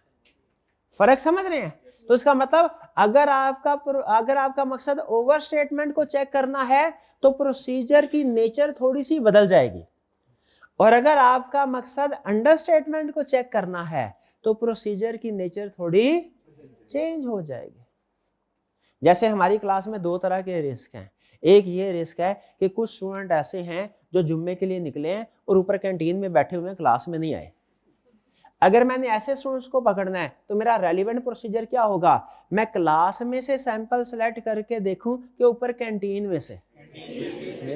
अच्छा, एक दूसरा रिस्क भी है क्या, हमारी क्लास में कोई ऐसे स्टूडेंट बैठे होंगे जिन्होंने इनरोलमेंट नहीं करवाई हुई, ये भी तो रिस्क है ना।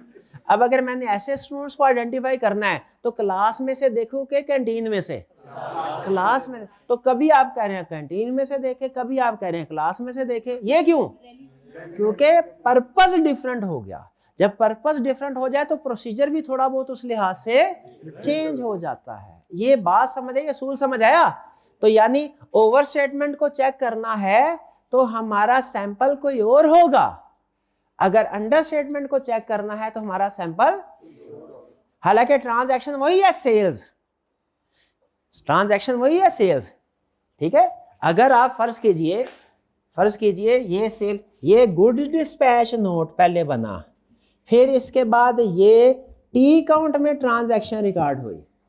अगर आपने देखना है कि ये 10 हैं, ठीक है, और ये 8, अंडर स्टेटमेंट को चेक करना है, ये अंडर स्टेटमेंट ही है ना, तो बताइए कहां से सैंपल सेलेक्ट करके चेक करेंगे? ये ऐसे चलेंगे। लेकिन अगर चेक करना चाहते हैं ये 10 है और ये ज्यादा रिकॉर्ड हो गई है, तो इनमें से कौन सी ट्रांजैक्शन फेक है ये ढूंढना है। यहां पे मकसद क्या था, कौन सी ट्रांजैक्शन मिसिंग है। तो हमारा स्टेप क्या हुआ, गुड डिस्पैच नोट से टी अकाउंट। और अगर हमारा मकसद है कि फेक 2 ट्रांजैक्शन ये ढूंढना है, तो फिर क्या करेंगे, साइकिल वही है, यानी एक ही ट्रांजैक्शन एक ही है। ए से, इससे आपके एक मैथ के अहम रूल को तोड़ा उसने। मैथ में पढ़ते थे ये पॉइंट ए है, ये point B, A into B is equal to B into A. लेकिन ऑडिट में अब क्या हमें पता चला, ए से सैंपल सेलेक्ट करके बी के साथ वेरीफाई करें तो एविडेंस कुछ और होता है, और बी से सैंपल सेलेक्ट करके ए के साथ वेरीफाई करें, मैच करें तो एविडेंस कुछ और होता है। ये बात समझ आई कि नहीं आई? यकीन कीजिए आज के लेक्चर का सबसे टेक्निकल कंसेप्ट यही है, अगर आपको समझ आ गया। और ये एक नहीं, ये कोई 10 जगहों पे यूज होता है, 10 से भी ज्यादा जगहों पे ये कंसेप्ट। कहने को छोटा सा होगा, लेकिन भाई समझ आ रहा है आपको? शाबाश। अच्छा, अब लेकिन आपके लिए एक गुड न्यूज भी है। क्या? आई कैप ने कभी ये टेस्ट नहीं किया, इस लेक्चर में टेस्ट नहीं किया, इस लर्निंग ऑब्जेक्टिव में। किसी और में ये कंसेप्ट टेस्ट हुआ है, इसमें नहीं हुआ। लेकिन कोशिश करनी है, समझ गए ना? ओके। तो इससे देखें रेलेवेंस का मतलब क्या है, अगर ओवर स्टेटमेंट को चेक करना चाहे, ओवर स्टेटमेंट को ऑकरेंस भी बोलते हैं, अंडर स्टेटमेंट को कंप्लीटनेस भी बोलते हैं। दिल करे तो याद कर ले, नहीं दिल करे तो छोड़ दे। ओवर स्टेटमेंट को चेक करना है तो हमारा एविडेंस कुछ और होगा, ठीक है। अंडर स्टेटमेंट को चेक करना है तो हमारा एविडेंस, अंडर स्टेटमेंट के लिए सपोर्टिंग डॉक्यूमेंट से अकाउंट की तरफ जाना है, और ओवर स्टेटमेंट के लिए अकाउंट से सपोर्टिंग डॉक्यूमेंट की तरफ से। रिकॉर्डेड अमाउंट से मतलब जो अमाउंट अकाउंट में रिकॉर्ड हुई। एक चीज हो गई। दूसरा असूल सुने रेलेवेंस का, कि जब आप डिफरेंट एविडेंस हासिल करते हैं ना, तो कुछ एविडेंस एक असर्शन को वेरीफाई करते हैं, कुछ एविडेंस या प्रोसीजर, और कुछ एविडेंस या प्रोसीजर किसी दूसरी चीज को, दूसरी असर्शन को वेरीफाई कर रहे होंगे। जैसे अगर मैं आपसे कहूं कि बैलेंस शीट में 10 व्हीकल्स मौजूद हैं, जाके चेक करके आओ कि 10 व्हीकल्स पूरी मौजूद हैं कि नहीं, एक्चुअली एग्जिस्ट कर रही है कि नहीं, तो आपका रेलिवेंट प्रोसीजर क्या होगा? 2 एग्जांपल दे रहा हूं। क्या आप गाड़ियों को फिजिकली देखेंगे मौजूद है कि नहीं, या सिर्फ गाड़ियों की रजिस्ट्रेशन बुक देखेंगे कि वो क्लाइंट के नाम पे है कि नहीं? अगर आपका मकसद है गाड़ियों की एग्जिस्टेंस देखना, तो आपका रेलिवेंट प्रोसीजर क्या है? फिजिकल वेरीफाई करो। और अगर आपका मकसद है ये देखना कि गाड़ियां किराए की है कि क्लाइंट की है, फिर क्या करना है? फिर प्रोसीजर। अब मकसद बदल गया, प्रोसीजर बदल गया। अब आपका प्रोसीजर क्या है? अब आप रजिस्ट्रेशन बुक चेक कर। ये दूसरी एग्जांपल हो गई। रेलेवेंस का कंसेप्ट समझने एक एग्जांपल ही बड़ी थी, अंडर स्टेटमेंट ओवर स्टेटमेंट वाली। मैंने एग्जिस्टेंस और राइट्स वाली, अब ये दूसरी एग्जांपल भी समझ आ गई कि आपका मकसद बदला तो आपका प्रोसीजर भी बदल गया। अभी भी बात समझ नहीं आई। तीसरी एग्जांपल भी ले, तीसरी एग्जांपल, शाबाश। अगर आप टेस्ट ऑफ कंट्रोल परफॉर्म करना चाहते हैं तो नहीं, सॉरी, अगर आपका मकसद है इंटरनल कंट्रोल्स को चेक। देखें, हम फाइनेंशियल स्टेटमेंट्स को भी वेरीफाई करते हैं और इंटरनल कंट्रोल को भी चेक करते हैं, लेकिन इंटरनल कंट्रोल को चेक, फाइनेंशियल स्टेटमेंट्स को वेरीफाई इस वजह से करते हैं, हमने रिपोर्ट देनी है। इंटरनल कंट्रोल को चेक करने का मकसद रिपोर्ट देना नहीं है। चेकिंग करते हैं लेकिन मकसद रिपोर्ट देना नहीं है, मकसद ये है रिस्क असेस करना, ठीक है। अगर आपका मकसद कंट्रोल्स को चेक करना है तो आप क्या परफॉर्म करेंगे? प्रोसीजर, टेस्ट ऑफ कंट्रोल के सब्सटेंटिव प्रोसीजर। और अगर आपका मकसद फाइनेंशियल स्टेटमेंट्स को वेरीफाई करना है, देखिए यहाँ पे भी वही कंसेप्ट कि आपका पर्पस चेंज हुआ तो प्रोसीजर चेंज हो गया, क्योंकि किसी पर्पस के लिए कोई प्रोसीजर रेलिवेंट है, किसी पर्पस के लिए कोई प्रोसीजर। भाई ये कंसेप्ट समझ आ रहा है रेलिवेंस का? क्लियर? चलिए, अभी भी नहीं समझ आ रहा है, एक आधी एग्जांपल और हो जाए। नहीं बस ये ठीक है, ये 4 दिन नहीं हो जाए, ऐसे ही हो जाए, बस काफी हो गया, समझ आ गया। देखिए दो अरफी बात है, क्या जो मकसद है प्रोसीजर उसके लिहाज से डिसाइड करना है, ये ना हो पर्पस कोई और हो प्रोसीजर, वो फिर जितना भी प्रोसीजर परफॉर्म करेंगे ना, चाहे जितना मर्जी सफिशिएंट हो, उसका नेट रिजल्ट 0 है। क्यों? वो सफिशिएंट तो है, एप्रोप्रिएट नहीं। एप्रोप्रिएट भूल गए आप, 2 चीजों पे डिपेंड करती थी, किस पे? रेलिवेंस। रेलिवेंस समझ आ गया? रेलिवेंस का मतलब क्या है? पर्पस और प्रोसीजर में लॉजिकल कनेक्शन होना चाहिए। अब है रिलायबिलिटी। रिलायबिलिटी आई क्या आपने पूछा होगा ज्यादा, ठीक है? रिलायबिलिटी का मतलब क्या है? आप जब एविडेंस हासिल होगा ना, डिफरेंट सोर्सेज से एविडेंस मिलेगा आपको। आप जब एविडेंस हासिल करेंगे, कुछ सोर्सेज होंगे इनसाइड द एंटिटी, कुछ सोर्स ऑफ एविडेंस होंगे आउटसाइड द एंटिटी, कुछ होंगे सीनियर लोग, कुछ जूनियर लोग होंगे। कभी एविडेंस ज़बानी कलामी मिलेगा, कभी एविडेंस रिटन फॉर्म में मिलेगा। क्या जितने भी सोर्सेज आपको जो मिलते हैं उनकी रिलायबिलिटी एक जैसी होती है? नहीं, उनकी रिलायबिलिटी डिफरेंट होती है। हमने एज ऑडिटर क्या कोशिश करनी है कि लो रिलायबिलिटी वाला एविडेंस मिले कि हाई रिलायबिलिटी वाला। तो आपको कैसे पता चलेगा कि high reliability evidence high reliability वाला है? कैसे पता चलेगा? ये डिपेंड करता है कुछ फैक्टर्स पे। ऐसा ही है ना, आप डेली बहुत से लोगों से डिफरेंट स्टेटमेंट सुनते होंगे, हर एक की बात पे आप एक जैसा यकीन नहीं करते। एक बंदा जो अक्सर सच बोलता है, उसके मुंह से कुछ सुनेंगे तो आप कहेंगे इसकी रिलायबिलिटी ज्यादा है। एक बंदा अगर अक्सर झूठ बोलता है, उसके मुंह से कोई बात सुनेंगे, उसकी रिलायबिलिटी लो होगी। तो हमें जो एविडेंस इकट्ठा करना है, रेलिवेंस तो होनी चाहिए उसकी, क्या रिलायबिलिटी भी होनी चाहिए? रिलायबिलिटी के फैक्टर सुनने। पहला फैक्टर, ये तो बहुत ही आसान, 1 मिनट के अंदर ये निपट जाते होते हैं, 1 मिनट के अंदर। ये self explanatory. Original evidence is more reliable than photocopy या फैक्स वगैरह जो होती है, फैक्स भी फोटोकॉपी की शक्ल है। Original evidence is more reliable than photocopy. Agree करते हैं जी? डॉक्यूमेंट्री एविडेंस रिटन फॉर्म में is more reliable than oral evidence. Agree करते हैं जी? लिखी हुई बात ज्यादा रिलायबल है, ज़बानी तो लोग मुकर जाते हैं ना। ओके। तीसरा, external evidence is more reliable than internal evidence. Agree करते हैं? यानी जो हमें थर्ड पार्टी से एविडेंस मिलेगा वो मैनेजमेंट की निस्बत ज्यादा रिलायबल है। Fourth, direct evidence is more reliable then indirect, यानी जो एविडेंस डायरेक्टली ऑडिटर ने हासिल किया वो ज्यादा रिलायबल है उस एविडेंस से जो इनडायरेक्टली यानी मैनेजमेंट के थ्रू मिला। है कि नहीं? क्यों? जो मैनेजमेंट के थ्रू एविडेंस मिलता है इनडायरेक्ट, वो लेस रिलायबल क्यों हो जाता है? क्योंकि मैनेजमेंट उसमें टेम्परिंग कर सकती है।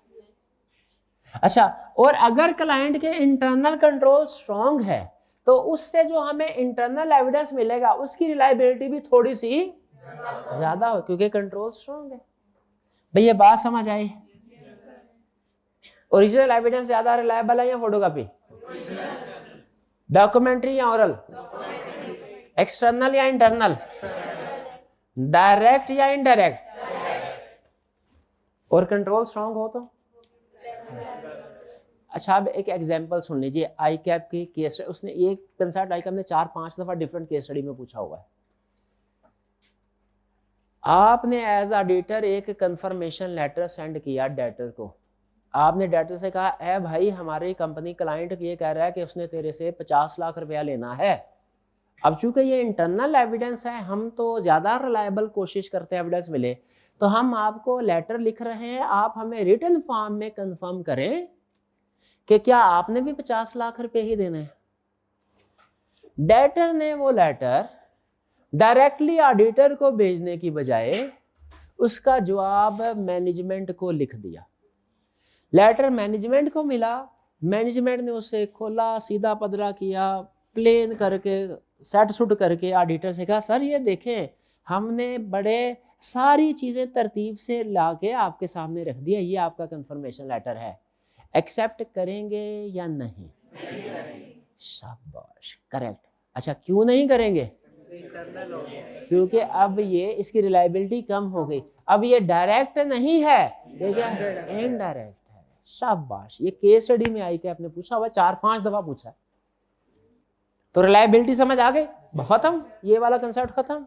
कौन सा कंसेप्ट था वाला? एविडेंस को क्या होना चाहिए?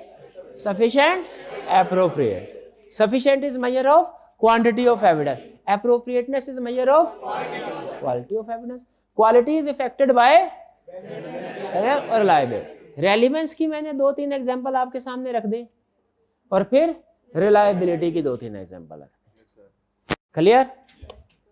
अब आगे चलते हैं। जी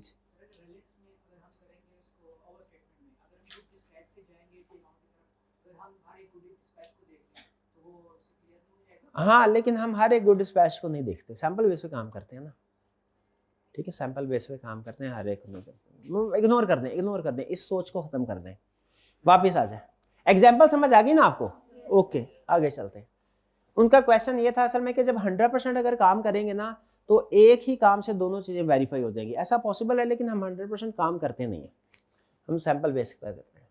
अब इसके बाद, अब मुझे बताए यहाँ पे आप एविडेंस इकट्ठा कर रहे हैं, ऐसा ही है? बोर्ड के इस तरफ एविडेंस इकट्ठा, एविडेंस कैसे इकट्ठा होगा? घर बैठे बैठे इकट्ठा हो जाएगा एविडेंस? और भाई भाग दौड़ करनी पड़ेगी, भाग दौड़ प्रोसीजर परफॉर्म करने पड़ेंगे। ऑडिटर जो प्रोसीजर परफॉर्म करता है, पूरी दुनिया का कोई भी ऑडिटर हो, पूरी दुनिया में कोई भी ऑडिटर हो, वो मैक्सिमम 7 तरह के प्रोसीजर परफॉर्म करते हैं। इजी कंसेप्ट शुरू हो गया, रिलैक्स हो जाए, रिलैक्स हो, क्यों बोला? इजी कंसेप्ट शुरू हो गया। क्या अब क्या हम पढ़ने जा रहे हैं? ऑडिटर ने 7 तरह के प्रोसीजर परफॉर्म करता है। चाहे दुनिया में किसी कंट्री का ऑडिटर हो, वो दुनिया की किसी कंपनी का ऑडिट करे, वो कंपनी के किसी भी एरिया का ऑडिट करे, वो किसी भी एरिया में चाहे रिस्क असेसमेंट स्टेज पे काम कर रहा हो, चाहे टेस्ट ऑफ कंट्रोल पे काम कर रहा हो, चाहे सब्सटेंटिव प्रोसीजर पे काम कर रहा हो, दुनिया का हर ऑडिटर मैक्सिमम कह रहा हूं, मैक्सिमम कितने प्रोसीजर परफॉर्म कर सकता है? अब चाहे तो कहीं पे 3 करे, कहीं 4 करे, जैसे रिस्क असेसमेंट में वो अक्सर 4 ही करते हैं, ठीक है, लेकिन मैक्सिमम कितने प्रोसीजर? दुनिया में 8वां प्रोसीजर कोई नहीं है। जितने भी प्रोसीजर है वो इन 7 में से किसी एक कैटेगरी में। वो प्रोसीजर कौन कौन से हैं? वो है inquiry, observation, inspection, reperformance, recalculation, external confirmation, analytical procedure. ये 7 प्रोसीजर है, तरतीब से फर्क नहीं पड़ता, मैंने अपना अलग रटा लगाया हुआ, आप अपना अलग लगा लीजिएगा। तो ऑडिटर जितने भी प्रोसीजर परफॉर्म करता है, कितनी तरह के हैं? कौन से? इंक्वायरी, बोले inquiry, observation, inspection, reperformance, recalculation, external confirmation, analytical procedure. फिर से इंक्वायरी, ऑब्जर्वेशन, बोलने सीखने में शर्म नहीं होती, बोले ऊंची बोले थोड़ा। Inquiry, observation, inspection, reperformance, recalculation, external confirmation, analytical procedure. कितने? फिर से इंक्वायरी,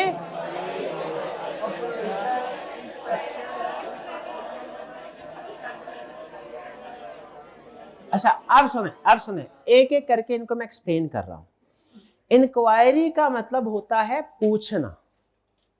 पूछना, किसी से, किससे पूछना? किसी नॉलेजेबल पर्सन से पूछना, ठीक है। ये अमूमी तौर पे विद इन द कंपनी होती है, यानी हम बहुत सी चीजें पूछ रहे हैं। एसईएफ भाई इस दफा कोई अकाउंटिंग पॉलिसी चेंज तो नहीं हुई? भैया ये जो क्रेडिट लिमिट है पिछले साल, इस साल भी वही है कि आपने बढ़ा दी है, ठीक है। ये इंक्वायरी करना, इस साल आपने कोई सिग्निफिकेंट फिक्स एसेट्स परचेज किए हैं क्या? ये क्या है? इंक्वायरी। कोई सर आपने इस दफा कोई न्यू प्रोडक्ट्स लॉन्च की है? ये क्या है? इंक्वायरी। हम ये इंक्वायरी जो है ना, ये सबसे ज्यादा परफॉर्म होने वाला प्रोसीजर है। क्लाइंट से हम कहते हैं सर जी एक कप चाय हो जाए, वो खुश हो जाता है, कहता है अब तो यारी दोस्ती ऑडिटर के साथ लगेगी। कहता है जी सर जरूर आए बैठे। चाय के कप पे बैठते बैठते हम 20 सवाल पूछ लेते हैं उससे। वो कहता है सर आइंदा चाय की ऑफर ना कीजिएगा। देखिए ऐसी ना इंक्वायरी जितने मर्जी पूछ ले, बातों बातों में कई सवाल हो जाते हैं। इंक्वायरी का मतलब है पूछना, लेकिन इंक्वायरी की एक नेगेटिव चीज भी है। क्या? ये लीस्ट रिलायबल एविडेंस है। इंक्वायरी के बारे में कहते हैं inquiry alone is not sufficient appropriate evidence. Inquiry के बारे में क्या कहते हैं? Inquiry alone is not sufficient, यानी इंक्वायरी से आपको एविडेंस जरूर मिलता है, लेकिन चूंकि निस्बतन लेस रिलायबल है ना, क्योंकि अक्सर ज़मानी कलामी जो होता है, तो आपने इसके साथ दूसरे प्रोसीजर को जरूर मिलाना है। सिर्फ इंक्वायरी करके बात खत्म नहीं करनी कभी। सिर्फ इंक्वायरी करके कभी ये नहीं कहना मेरे पास सफिशिएंट एप्रोप्रिएट एविडेंस हो गया, मेरा ऑडिट खत्म। नहीं नहीं नहीं नहीं, वरना तो एक ही इंक्वायरी करेंगे आप, सर फाइनेंशियल स्टेटमेंट में कोई गड़बड़ तो नहीं है? बिल्कुल भी नहीं। आप कहेंगे बस सफिशिएंट एप्रोप्रिएट एविडेंस हो गया, अल्लाह रिपोर्ट साइन करो। ऐसे नहीं, inquiry alone is not sufficient appropriate evidence. Inquiry का मतलब क्या है? पूछना, पूछना। ठीक है जी, ओके। ऑब्जर्वेशन का मतलब क्या है? ऑब्जर्वेशन देखना। भाई किसको देख? भाई कोई क्लाइंट कोई काम कर रहा है, क्लाइंट कोई काम कर, उसके काम को देखना। ऑब्जर्व करना है, किसको देखना है? क्लाइंट कोई एक्टिविटी परफॉर्म कर रहा है उसे। अच्छा याद रखें, ऑब्जर्व करने का मतलब है सिर्फ देखना, खुद काम करना नहीं है, सिर्फ देखना। वो कर, वो भाईजान क्या कर, बैंक रिकंसिलिएशन स्टेटमेंट बना रहे हैं, मैं देख रहा हूं भाई कैसी बना रहे हैं, खुद नहीं बना रहा मैं। ये क्या है? ऑब्जर्व करना। सीएफओ से पूछा सर आप स्टॉक काउंट करते हैं क्या? हर मंथ एंड पे स्टॉक काउंट करते हैं? मैंने कहा यस। ये कौन सा प्रोसीजर है? इंक्वायरी। मैं कहा अगला स्टॉक काउंट कब कर रहे हैं? सर आज शाम को ही। अब मैं स्टॉक काउंट करने उसे पहुंच गया, स्टॉक काउंट हो रहा है। अब मैं देख रहा हूं क्लाइंट का स्टाफ सही तरीके से चेकिंग कर रहा है कि नहीं। मैं उधर साइड पे चेयर पे बैठा हुआ हूं, मैं नहीं काउंट कर रहा। ये ज़हन में रखिएगा फर्क। मैं सिर्फ देख रहा हूं कि काउंट सही हो रहा है कि नहीं। ये क्या है? ऑब्जर्वेशन। ऑब्जर्वेशन। एक कंट्रोल होता है कि जब पेरोल डिस्ट्रीब्यूट हो रही होगी तो जिस बंदे को पेरोल देनी है, पैसे देने हैं ना, उसकी आइडेंटिटी कंफर्म करनी है, आईडी कार्ड वगैरह चेक करना है। मैं पेरोल डिस्ट्रीब्यूशन के वक्त उनके डिपार्टमेंट में बैठ गया, मैं डिस्ट्रीब्यूशन नहीं कर रहा, मैं सिर्फ ये देख रहा हूं कि पैसे देने से पहले वो बंदा आईडी कार्ड चेक कर रहा है कि नहीं कर रहा। ये क्या है? समझ आ गया? Inquiry observe. इंक्वायरी पूछना, ऑब्जर्वेशन देखना, सिर्फ देखना है, टांग नहीं डालनी उनके काम में। ये हो गया ऑब्जर्वेशन। फिर है इसके बाद, ऑब्जर्वेशन में भी एक मसला है। क्या? ऑब्जर्वेशन जिस वक्त आप ऑब्जर्व कर रहे होंगे ना, उस वक्त के बारे में तो आपको बताएगा काम ठीक चल रहा है। उसके आगे पीछे जब आप ऑब्जर्व नहीं कर रहे थे तब काम ठीक चल रहा है कि नहीं, इसकी कोई गारंटी नहीं है। समझ रहे हैं? ठीक है। मैंने ये देखा कि भाई सेल इनवाइस को रीचेक करने वाला क्या इनवाइस बना के कोई दूसरा बंदा उसको रीचेक कर रहा है कि नहीं कर रहा। तो मैंने जब ऑब्जर्व किया, जिस दिन मैंने ऑब्जर्व किया उस दिन कोई दूसरा बंदा रीचेकिंग कर रहा था। इससे ये तो साबित हो गया कि उस दिन रीचेकिंग हो रही है, लेकिन पिछले 364 दिन रीचेकिंग हो रही है कि नहीं, ये कंफर्म नहीं होता। ऑब्जर्वेशन सिर्फ एट टाइम ऑफ ऑब्जर्वेशन का एविडेंस देता है, आगे पीछे। और खास तौर पे जब लोगों को पता चले ना उन्हें ऑब्जर्व किया जा रहा है, वो वैसे ही अलर्ट हो जाते हैं। प्रिंसिपल साहब जब आए उधर सामने बैठे, मैं लेक्चर सही डिलीवर कर रहा हूँ कि नहीं कर रहा, आगे पीछे चाहे मैं सो रहा हूँ, चाय पी रहा हूँ, गपशप लगा रहा हूँ, जब प्रिंसिपल साहब सामने होंगे, बैठे होंगे, मुझे पता है मुझे ऑब्जर्व कर रहे हैं, मैं अलर्ट हो जाऊंगा। ऐसा ही है ना? प्रिंसिपल कहेंगे वाह क्या बेहतरीन लेक्चर दिया, अलर्ट रहा। जैसे ही प्रिंसिपल गए मैं फिर सो गया। एट टाइम ऑफ ऑब्जर्वेशन का एविडेंस गुड है, लेकिन आगे पीछे का एविडेंस ऑब्जर्वेशन से नहीं मिलता। दो प्रोसीजर हो गए, दोनों में फर्क समझ आ गया? तीसरा प्रोसीजर इंस्पेक्शन। इंस्पेक्शन का मतलब क्या होता है? हाँ, नहीं, इंस्पेक्शन का मतलब होता है इंक्वायरी, पूछना, जुबान मुंह से पूछना, ऑब्जर्वेशन देखना, इंस्पेक्शन छूना। ये ए भाई क्या कर रहे हो? नोट कर रहा हूँ। नोट करे, मैं भी देखता हूं क्या कर रहे हो। ये वाकई नोट कर रहा है। ये क्या है? इंस्पेक्शन। इंस्पेक्शन दो चीजों की होती है, डॉक्यूमेंट्स की और टेंजिबल एसेट्स की। क्लाइंट से पूछा भैया हर महीने बैंक रिकंसिलिएशन स्टेटमेंट बनाते हो? ये भाई ने कहा जी हर महीने बनाता हूं। ये कौन सा प्रोसीजर है? इंक्वायरी। मैंने कहा अच्छा अभी क्या कर रहे हो? कहेगा सर देख लीजिए मैं बैंक रिकंसिलिएशन स्टेटमेंट बना रहा हूं। मैंने कहा बनाओ। अब ये बना रहा है और मैं देख रहा हूं। अब मैंने कहा अच्छा ये दूर से तो लग रहा है कुछ ना कुछ लिख रहे हो, अब पता नहीं क्या लिख रहे हो, मैं जरा देख लूं। इधर देखा डब्बे शब्बे बनाए हुए हैं, अनप्रेजेंटेड चेक लिखा हुआ है, उसके आगे अनक्रेडिटेड ये डिले। अब मैंने ये देखना ये क्या है। जैसे ही मैंने इसके कागज को हाथ लगाया ये प्रोसीजर ऑब्जर्वेशन से चेंज होकर क्या बन गया? इंस्पेक्शन। स्टॉक काउंट कर रहा था क्लाइंट का स्टाफ, मैं सिर्फ देख रहा था। ये क्या है? मैंने कहा अच्छा ये 10 डब्बे पड़े हैं, तूने इधर पता नहीं क्या लिखा, मैं जरा देखूं खुद भी।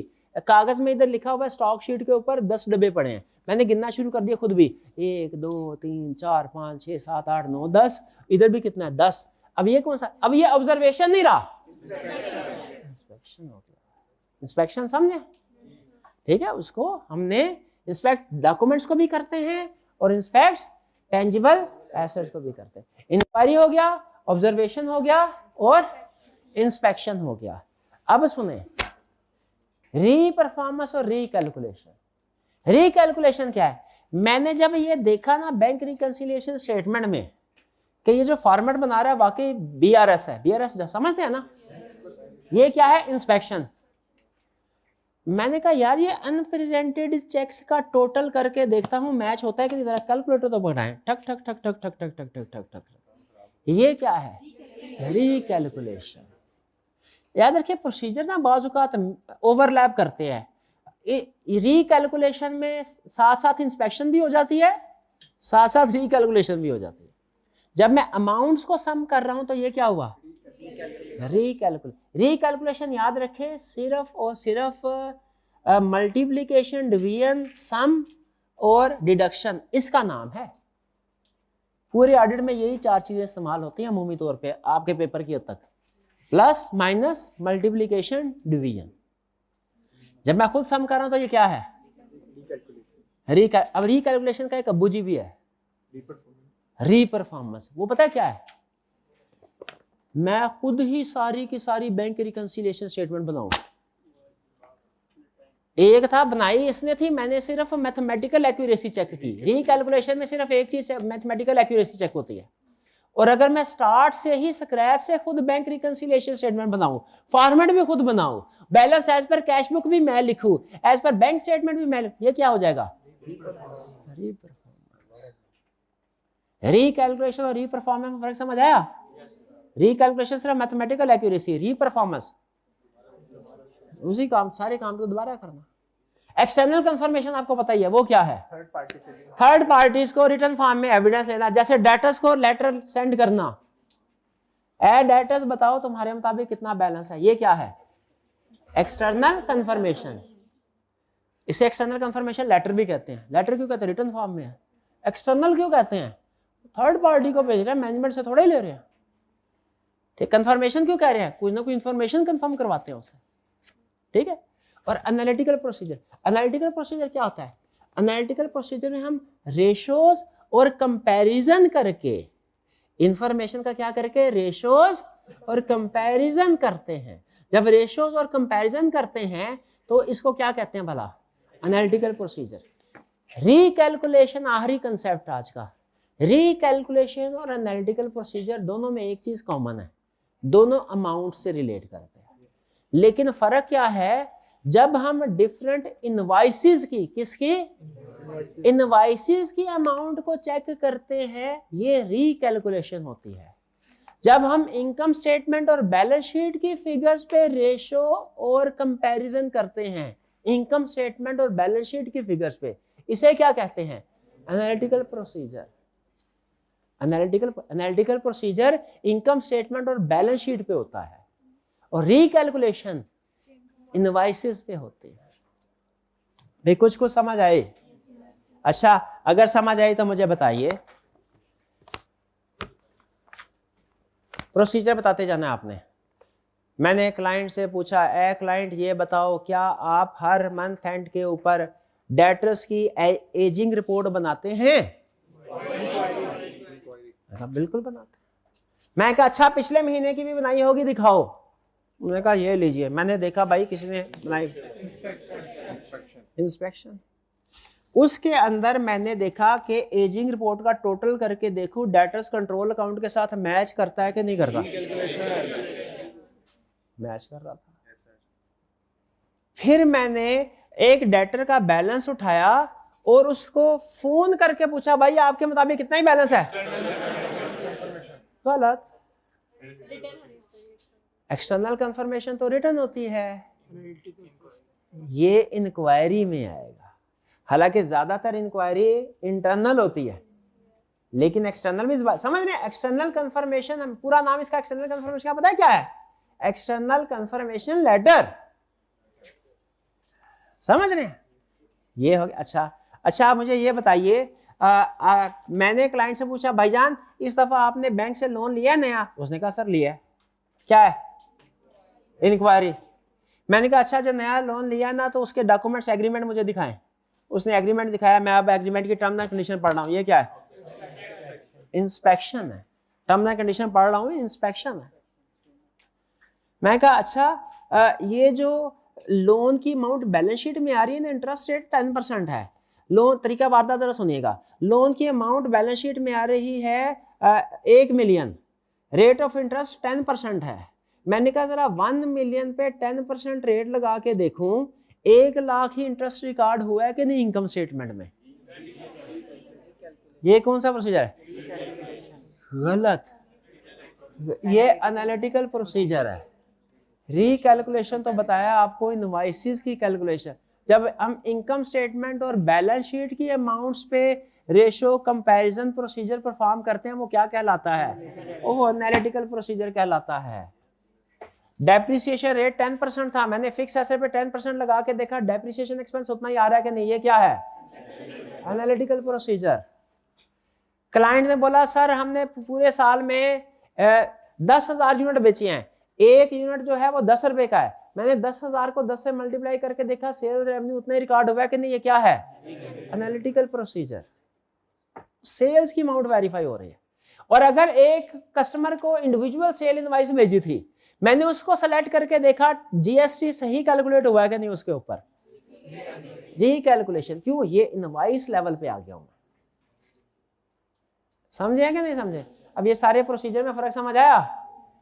बैंक को लेटर भेजा, बैंक को कहा भैया बताओ आपने लोन दिया इस दफा इस क्लाइंट को? बैंक ने कहा जी बिल्कुल दिया है लोन। ये क्या है?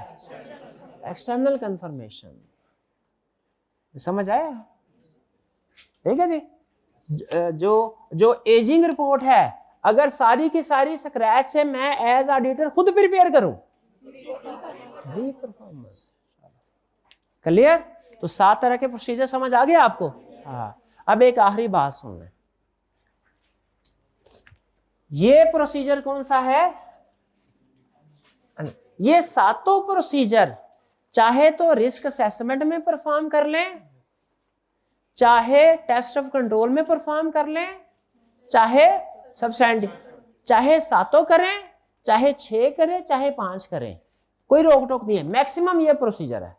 किसी एरिया में आप 4 करेंगे, किसी में 5 करेंगे, किसी में 6 करेंगे, किसी में 7 के 7 करेंगे, कोई रोक टोक नहीं है। हाँ, रिस्क असेसमेंट में कहता है कम से कम 4 जरूर करो। रिस्क असेसमेंट में क्या कहता है? कम से कम। याद है रिस्क असेसमेंट प्रोसीजर में 4 कौन कौन से? बाकी आपकी मर्जी है। ठीक है। और एक कंसेप्ट और सुन लें, सब्सटेंटिव प्रोसीजर में 7 प्रोसीजर हो सकते हैं ना। इसको तो हम कहते हैं एनालिटिकल प्रोसीजर। ये जो सारे प्रोसीजर है ना, ये 6 बाकी के, गौर से सुनिएगा, इनको कलेक्टिवली क्या बोला जाता है पता है आपको? Test of details. Test of details. इस सारे 6 के ग्रुप का नाम पता है क्या है? 6 के 6 टेस्ट ऑफ डिटेल्स। ठीक है। जब हम कहते हैं सब्सटेंटिव प्रोसीजर की वेरिफिकेशन में एनालिटिकल प्रोसीजर भी परफॉर्म कर सकते हैं, टेस्ट ऑफ डिटेल भी कर सकते हैं। क्लियर जी? भी कंसेप्ट समझ आ गए? अच्छा, डेफिनेशन में हो सकता है कोई 1-2 लफ्ज एक्स्ट्रा हो तो वो आपको पता है, वो फिर आपके रट्टे की मार है। कंसेप्ट समझ आ गया आपको? शाबाश। अब इसकी एग्जांपल्स भी मैंने आपको भी दे दी, शायद उधर भी कोई एक एक दो दो तीन तीन लिखी होंगी, आपने इनको पढ़ना है। कल इसका टेस्ट होगा कि क्या आपको डिफरेंट प्रोसीजर में फ़र्क पता है कि नहीं पता, ठीक है। अब कल नहीं, कल मतलब नेक्स्ट वर्किंग डे में आपको पता है ना, हफ्ते में 5 दिन क्लासेस होंगी हमारी।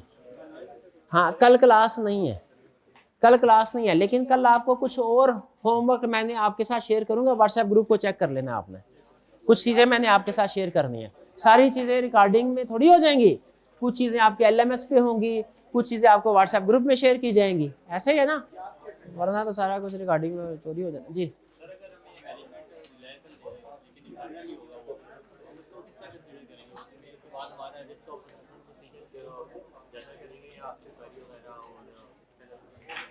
हाँ, देखिए जब आपने प्रोसीजर परफॉर्म करने हैं ना ज्यादा, तो आपकी जजमेंट है, देखिए किस एरिया पे क्या प्रोसीजर परफॉर्म करना है, ये आपकी जजमेंट है। चलिए आज के लेक्चर में मुझे बताइए सर, सम अप कर दीजिए, आज के लेक्चर में हमने क्या सीखा। आज के लेक्चर में हमने सीखा कि सफिशिएंट एविडेंस क्या होता है और एप्रोप्रिएट क्या होता है, पहले हमने ये सीखा, ठीक है। एविडेंस के बारे में, सफिशिएंसी में हमने देखा ये मेजर ऑफ क्वांटिटी है, कुछ फैक्टर्स पे डिपेंड करता है। एप्रोप्रिएटनेस को हमने देखा ये मेजर ऑफ क्वालिटी है, 2 फैक्टर्स पे डिपेंड करता है, रेलेवेंस और रिलायबिलिटी। रेलेवेंस को 2-3 एग्जांपल से समझ लिया, खास तौर पे याद रखें, अंडरस्टेटमेंट ओवरस्टेटमेंट वाली एग्जांपल आपने जरूर याद करनी है। टेक्निकल है लेकिन ये बड़े कमाल किया है, मतलब असल में तो टेक्निकल कंसेप्ट सीखने में मजा आता है ना, ये जरूर सीखिएगा, इसके पे ग्रिप कीजिएगा, दोबारा भी आएगी वैसे एग्जाम्पल। अब फिर उसके बाद हमने रिलायबिलिटी के कुछ फैक्टर्स पढ़े, एग्जाम पॉइंट ऑफ व्यू से रिलायबिलिटी ज्यादा है हमें, तो उससे ज्यादा पूछा है। फिर हमने 7 प्रोसीजर पढ़े। अच्छा याद रखिए, ये जो प्रोसीजर है ये रटे वाला है कंसेप्ट, इसको रटा लगाइए, बल्कि आज का सारा कुछ ही समझ लीजिए लगभग रटे वाला है, सिवाय इस कंसेप्ट के। ये कंसेप्ट केस स्टडी में टेस्ट होगा, बाकी आज का जितना भी आपने पढ़ा है वो उसमें याद करने वाला मटेरियल ही है, केस स्टडी बेस्ड इतनी ज्यादा उसमें टेस्टिंग नहीं है। क्लियर जी, ठीक है। चलिए आज का लेक्चर यहाँ खत्म करते हैं हम, अल्लाह हाफिज।